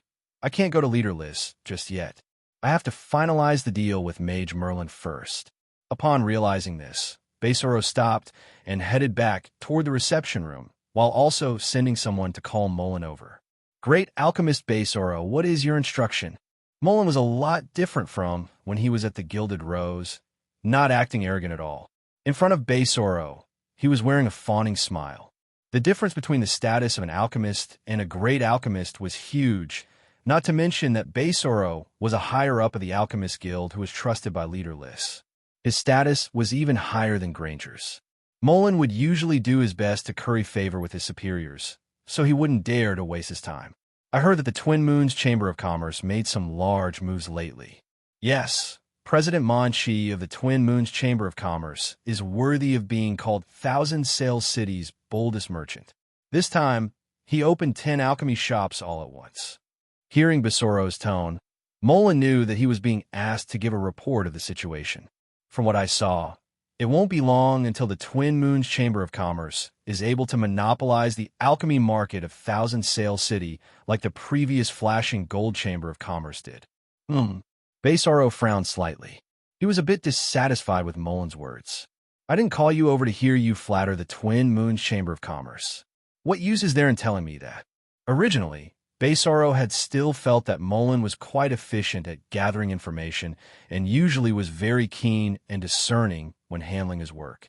Moreover, Mullen had been trying especially hard to curry favor with him, so Baysoro had intended to give him a chance. But ultimately, Mullen failed to draw the proper conclusions. Seems like I should distance myself from this idiot to not get implicated by him later on. Mullen didn't know that those few ill-timed, flattering sentences had actually just ruined his own future. Meanwhile, Mullen still wanted to show off in front of the great alchemist. All right, great alchemist Baysoro, I already sent a congratulatory gift on your behalf when the Twin Moons Chamber of Commerce opened their business. Besoro suddenly stopped breathing. He stared ferociously at Molin with his eyes wide open. You must be kidding. Jolted by this discovery, Besoro nearly jumped up. I'm trying to distance myself from the Twin Moons Chamber of Commerce. And you actually used my name to send a congratulatory gift. Do you want to speed up my downfall? Besoro was inwardly panicking at this point. I'm done. I was truly done in by that bastard Molin. After all, the Twin Moons Chamber of Commerce was the one that embarrassed the Gilded Rose. It would be a big problem if Mage Merlin found out that I sent a congratulatory gift to the Twin Moons Chamber of Commerce. He wouldn't need to do much to retaliate. Refusing to trade that alchemy formula would be enough. If Leader Lys gets angry, who knows how many people will be out of luck? Who told you to send a gift on my behalf? He lashed out. Molin froze. He looked at Besoro, who had suddenly become angry and didn't know what to do. He felt stunned and genuinely surprised. What's going on? The relationship between great alchemist Besoro and the Twin Moons Chamber of Commerce was usually pretty good. There shouldn't be any problem at all with sending a congratulatory gift for the opening of their shops. So why would great alchemist Besoro become so angry at him for doing this? For some time, Molin didn't dare to say a word. He only looked at Besoro while frozen in fright. Now, immediately, get on a horse and go to the Twin Moons alchemy shop. If you can stir up some trouble, do so. The more trouble you cause for me, the better. Besoro fell hard-pressed, so he ended the discussion and ordered Molin to go back with this strange task. What? Why aren't you getting on the move? Yes. After sending Molin away, Besoro massaged his temples and thought to himself, damn, keeping my distance from that Molin is truly wise. What if I ended up dead because of that idiot? In the past few days, the most sensational matter was undoubtedly the opening of the Monchi family's alchemy shops. They opened 10 shops at the same time, one of which was the Twin Moon Splendor, located in the Victorious Return Street. It was acclaimed as Thousand Sail City's biggest alchemy shop. It had the best magic equipment, the most mystical potions, and the most advanced alchemy skills. It even had a great alchemist personally overseeing it. The person in charge of Twin Moon Splendor was the butler of the Monchi family, Jonathan. These past 2 days, Jonathan had been in a very good mood. First, it was because of the opening of Twin Moon Splendor, his master entrusted him with a heavy responsibility, being in charge of the biggest alchemy shop in all of Thousand Sail City. And second, he was feeling gleeful because Jonathan knew that the Alchemist Guild was currently holding a hearing. It was the hearing of Maffa Merlin, the one that had made Fallow slap him twice at the Blackhorn auction. Although the results of the hearing had yet to come out, Jonathan was already celebrating internally. He knew that before the hearing started, his master had sent young Master Ryan to pay a visit to one of the hosts of the hearing, Great Alchemist Granger. Moreover, he had offered precious magic materials that any great alchemist wouldn't be able to refuse. As long as Granger messed around with the hearing, Maffa would only be able to end up crying in front of the Alchemist Guild. At that time, he would be able to relish in that upstart's misery while simultaneously clearing away the rival of Twin Moon Splendor, thus making him feel quite cheerful. Jonathan kept smiling for the entire afternoon. By the time evening fell, Molin had come to pay a visit, and Jonathan's smile bloomed. Jonathan felt quite sure that Molin was here to bring good news. Alchemist Molin, please sit. Please sit. Jonathan had a cordial smile on his face as he personally welcomed Molin into the shop with an eager expression on his face. Alchemist Molin, I've been waiting for you for many days. To be honest, Molin felt quite favorable toward Jonathan. This wasn't the first time the two men had come into contact with each other. One was supervising the alchemy businesses on behalf of the Alchemist Guild, while the other was the most trusted butler of the Monchi family. Moreover, the Twin Moons Chamber of Commerce recently stepped foot into the alchemy market, so the number of times the two met had risen sharply. Last time, for example, Molin had delivered a congratulatory gift in Besoro's name, and Jonathan had personally received it. Compared with those madmen in the guild who were always obsessed with alchemy, Jonathan clearly treated people a lot better. It was a butler's specialty. The last time they met, Molin had felt like he had been cleansed. He had a very good feeling about Jonathan, but a good feeling was only a good feeling. Compared to his future, Even the best feelings would have to be put aside. I don't need to sit. Jonathan, I came for a different matter this time. After Molin entered Twin Moon Splendor, he ignored the butler's polite greeting and maintained a strict business attitude. Ha! Alchemist Molin, you sure like making jokes. Seeing Molin's demeanor, Jonathan's expression stiffened. Although he forced himself to smile, that kind of smile looked very artificial. Jonathan wasn't an idiot. When he heard Molin's words, he knew that things were amiss. After all, he was the butler of the Monchi family. Others might not specifically feel that Jonathan was worthy of respect, but they had to give some respect to Master Monchi. Not to mention Molin. Even his backer, great alchemist Besoro, would always give Monchi the proper respect by addressing his butler as Butler Jonathan, instead of using his name directly. Jonathan knew that there was one situation when others didn't call him Butler Jonathan in a formal greeting, which was when the reputation of Master Monchi was useless. Like that time in the Blackhorn auction. Fellow had called him Jonathan, and then fiercely slapped him afterwards. It's no joke, Jonathan. I came this time because someone reported some issues with the quality of your materials, so I came for a routine inspection. How? How could this be?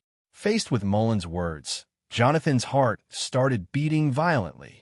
The reason for Jonathan's panic wasn't that he thought there might be an issue with the quality. After all, although it was common practice among alchemy shops to sell large quantities of goods without regard for quality, the Twin Moon Splendor had only been open for a few days, and it urgently needed to be successful. Monchi even personally instructed that he would rather take a loss to ensure that the items sold by the Twin Moon's Splendor were of superior quality. As for whether there could still be a problem under these circumstances, Jonathan would be the first one to deny it.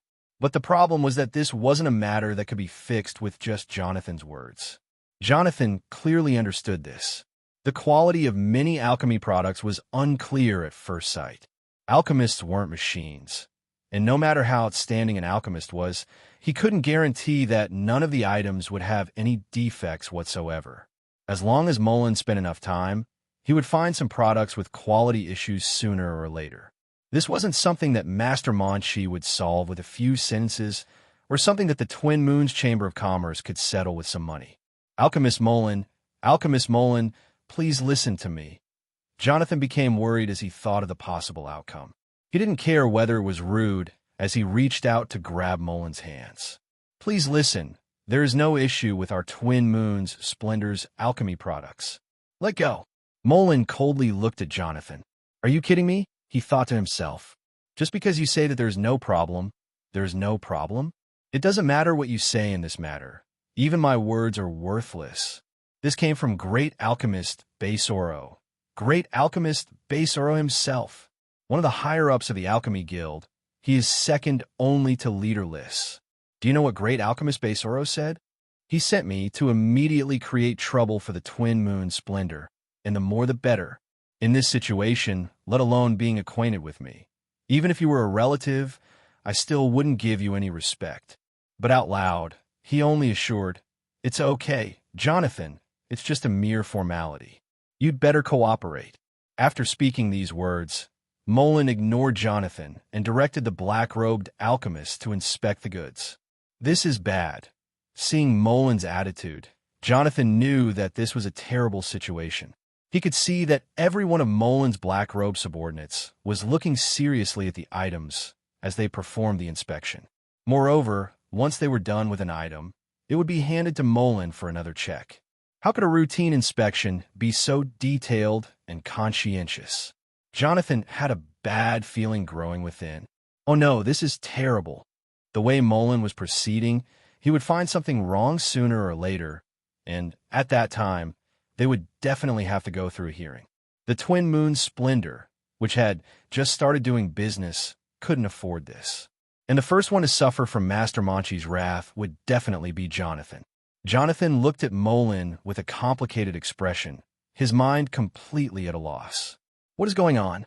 Although he didn't have a deep relationship with Molin, the benefits were never lacking, so Molin had guaranteed that he would help as much as he could if the Twin Moon Splendor had a problem. To be honest, Jonathan didn't have much hope of finding a resolution, but he couldn't really accept Molen becoming hostile so suddenly. Has he been incited by someone else to do this? Of course, someone is definitely behind this. Jonathan understood.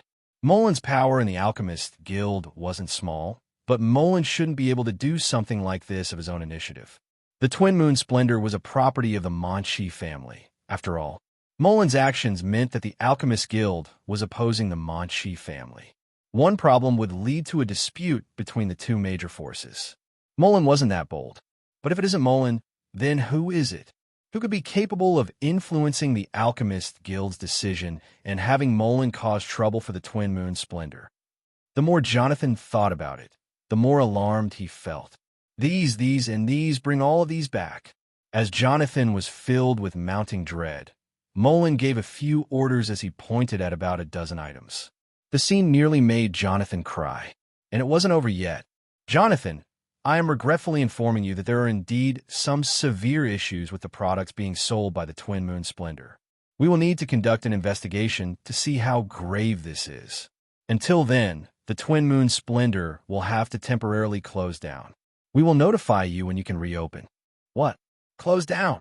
Jonathan was startled by the harshness of the decision. For an alchemy shop, what was the difference between closing down and going out of business? Especially for a shop like the Twin Moon Splendor that had just begun operating. Closing down, just as their reputation was about to shoot up, meant that all their efforts would be wasted. They had already sunk in over 1 million gold. Molen's sentence was like making them throw away 1 million gold. This was too vicious. At this point, Jonathan really wanted to ask who it was that was targeting the Twin Moon Splendor. Unfortunately, Molen didn't even give him the opportunity to ask. After pronouncing his judgment, he had his black-gowned subordinates secure those dozen alchemy items he had indicated and immediately left. Jonathan stood by himself for a very long time, grinding his teeth as he asked out loud, "Who the hell is targeting the Twin Moon Splendor?" Jonathan naturally wouldn't know that the accursed culprit didn't even take this matter seriously. Baisoro hadn't come to the wrong conclusion. The words Lin Yun said when he left were indeed a hint. Lin Yun was that kind of person, after all. Since someone wanted to act against the Gilded Rose, Lin Yun wouldn't mind using the Alchemist Guild to ruthlessly counterattack. But that was all. Who schemed against him and why they did so? Finding out these things wasn't something Lin Yun was interested in. Time was too valuable for a mage, and it wasn't worth wasting any to deal with these matters. Knowing that the Alchemist Guild wanted to obtain that part of alchemy formula was enough. If they wanted to obtain that part of alchemy formula, they would inevitably have to satisfy him. So before departing, he left them quite the obvious hint. Someone made a move on me, and I'm very dissatisfied. The Alchemist Guild would then have to come up with a possible method to satisfy him. To Lin Yun, the matter was that simple. As for what the Alchemist Guild would do next, Lin Yun didn't really care. In any case, it wouldn't be long before someone came to tell him how it all concluded. His time was very precious, and he'd spent multiple afternoons working on the magic array. How could he still have time to be concerned about such a trivial matter? In the past few days, Lin Yun had remained in the Sage Tower in order to complete the magic array. The entire process took Lin Yun 3 days, but when he returned, Molen was seizing the items of the Gilded Rose. Over these past 3 days, Lin Yun had more or less completed the magic array. It was far from being perfect, but it was close. Nothing could be done about it, as the magic array was truly too special. It could be said that among the various magic-conducting runes, the magic array was the most special one. This was a magic-conducting rune whose complexity and details had been taken to the extreme. This was probably why magic-conducting rune creation paradigm referred to that magic-conducting rune as the discarded rune or worthless rune. It was all because the great mages of this era weren't able to perfect the magic-conducting rune system. Even if someone had the magic array, they would only use it like it was an ordinary magic-conducting rune. As a result, it would only be able to display less than 1/10 of its true might. It wasn't without reason that it was also known as the discarded rune or worthless rune. If someone wanted to truly display the magic array's might, they would have to continuously polish it. The magic array had nearly unlimited adaptability. Every metamagic and spell could perfectly blend in the magic array. What could happen when there were only one or two kinds used within? But when enough metamagics and spells were blended together, the magic array would have a fundamental change. It would become a magic-conducting rune that would greatly increase the level of those metamagics and spells. It was precisely because of that property that the magic array was known as one of the strongest magic-conducting runes when the magic civilization was at its peak. Lin Yun's first priority now was to continue perfecting the magic array. This was a task that would take time. For more than half of the following month, Lin Yun remained inside the alchemy laboratory, spending all his time polishing and improving the magic array.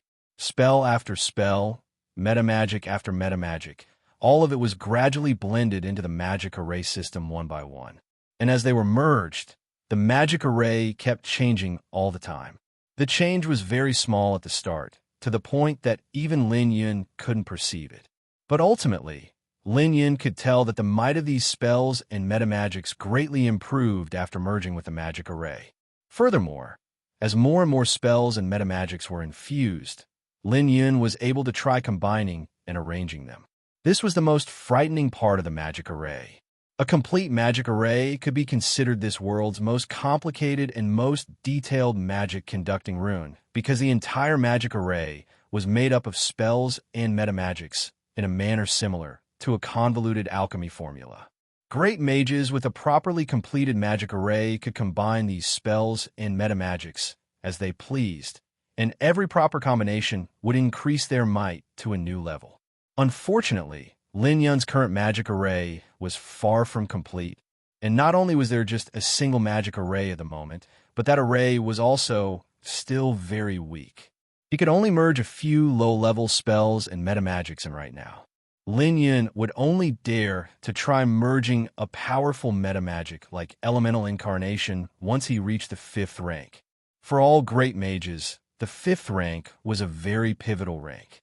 When a great mage reached 5th rank, it meant that they had completed half of their magic-conducting rune. Regardless of what kind of magic-conducting rune they had, their might would be displayed by this point. This was true to an even greater degree for a great mage with a magic array. Such a 5th rank great mage could have 5 magic arrays, and not only would he be able to merge even more spells and metamagics, but he could also thoroughly stabilize the magic array system.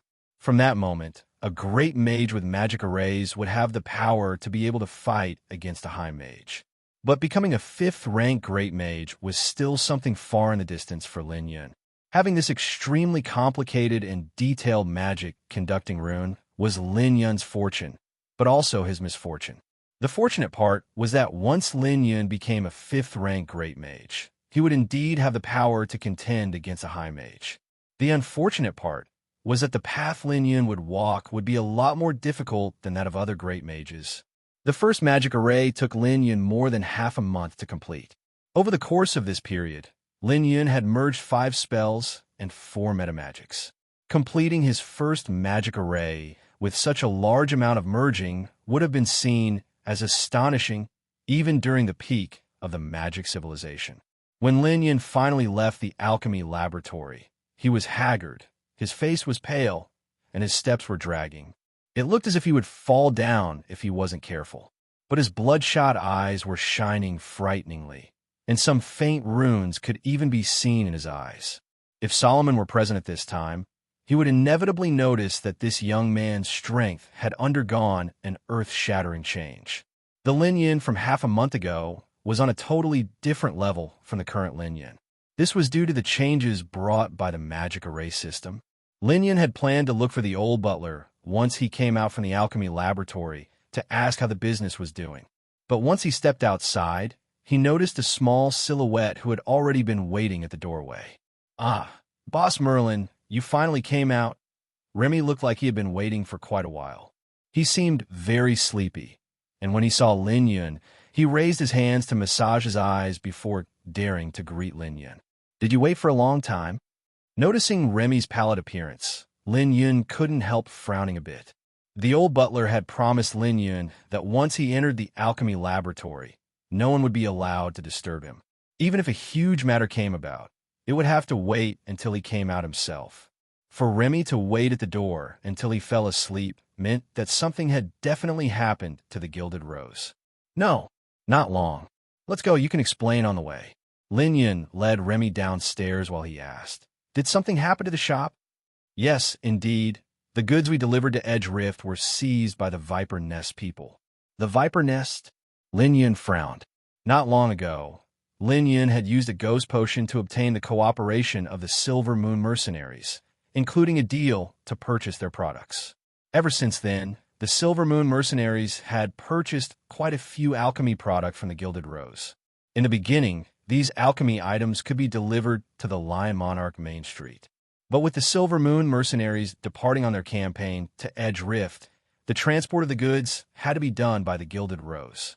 And in the end, a mere alchemy store was far from having the armed caravans that the former Flashing Gold Chamber of Commerce had. The 10 following shipments had used up a lot of manpower, yet they still were robbed twice. Fortunately, the Silver Moon mercenaries promptly provided support and no major loss was suffered. But those 2 robberies were only done by ordinary bandits. They were on the scale of a dozen people or so at most, and had been eliminated by the Silver Moon mercenaries. As for the more well-known forces of Thousand Sail City, no one dared to make a move. After all, this was the partner of the Silver Moon mercenaries. Ordinary forces wouldn't even have time to hide after offending such a group. So who would dare to recklessly make a rash move? Not to mention the Viper Nest. How could it be the Viper Nest? Honestly, Lin Yun couldn't understand. Was the Viper Nest leader an idiot? How could they dare to seize the alchemy items that were purchased by the Silver Moon mercenaries? Aren't they afraid of Sasu bringing his great sword to their door? Oh right, Remy, when did this happen? Yesterday afternoon.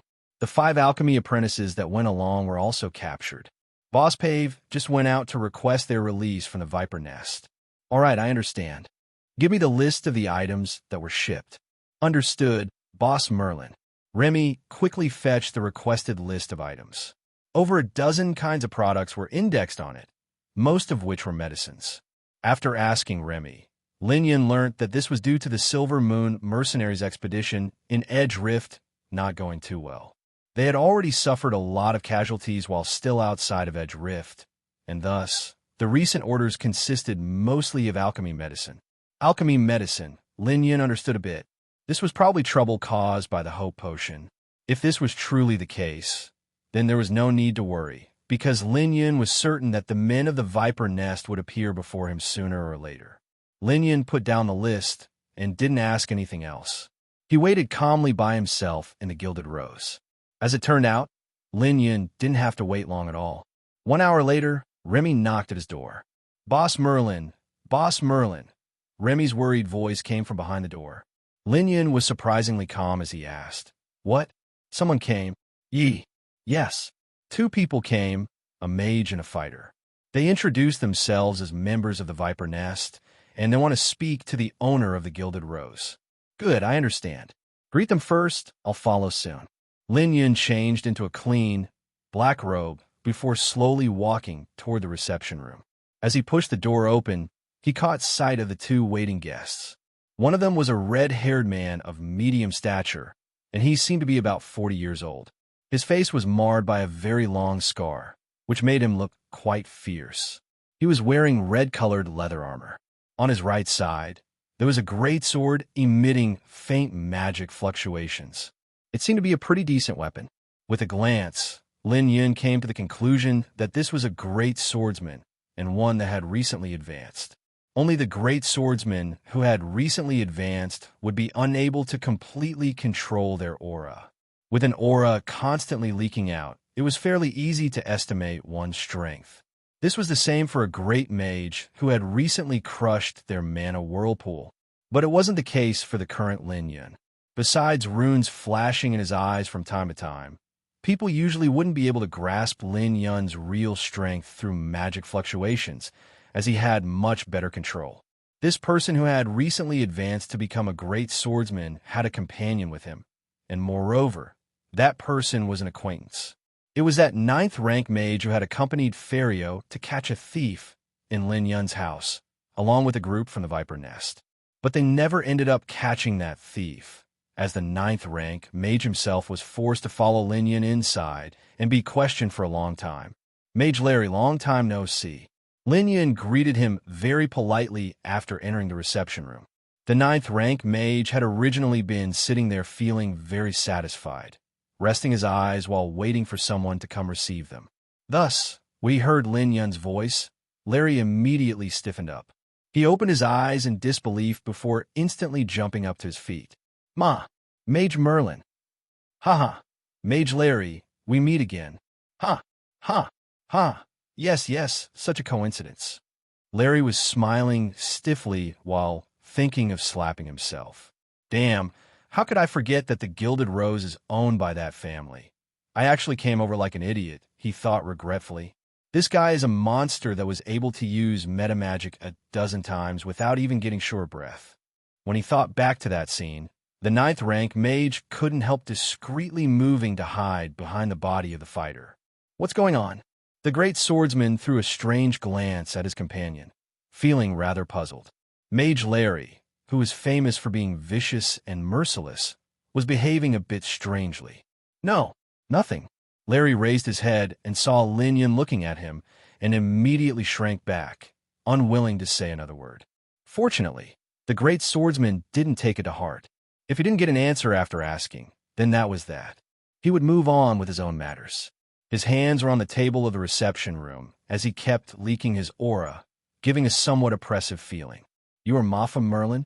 "Indeed, I am Mafa Merlin." Linyan nodded before sitting in front of the great swordsman. "Good. Merlin, I came today to ask you something. The Gilded Rose under your name has intruded 4 times on the territory of the Viper Nest.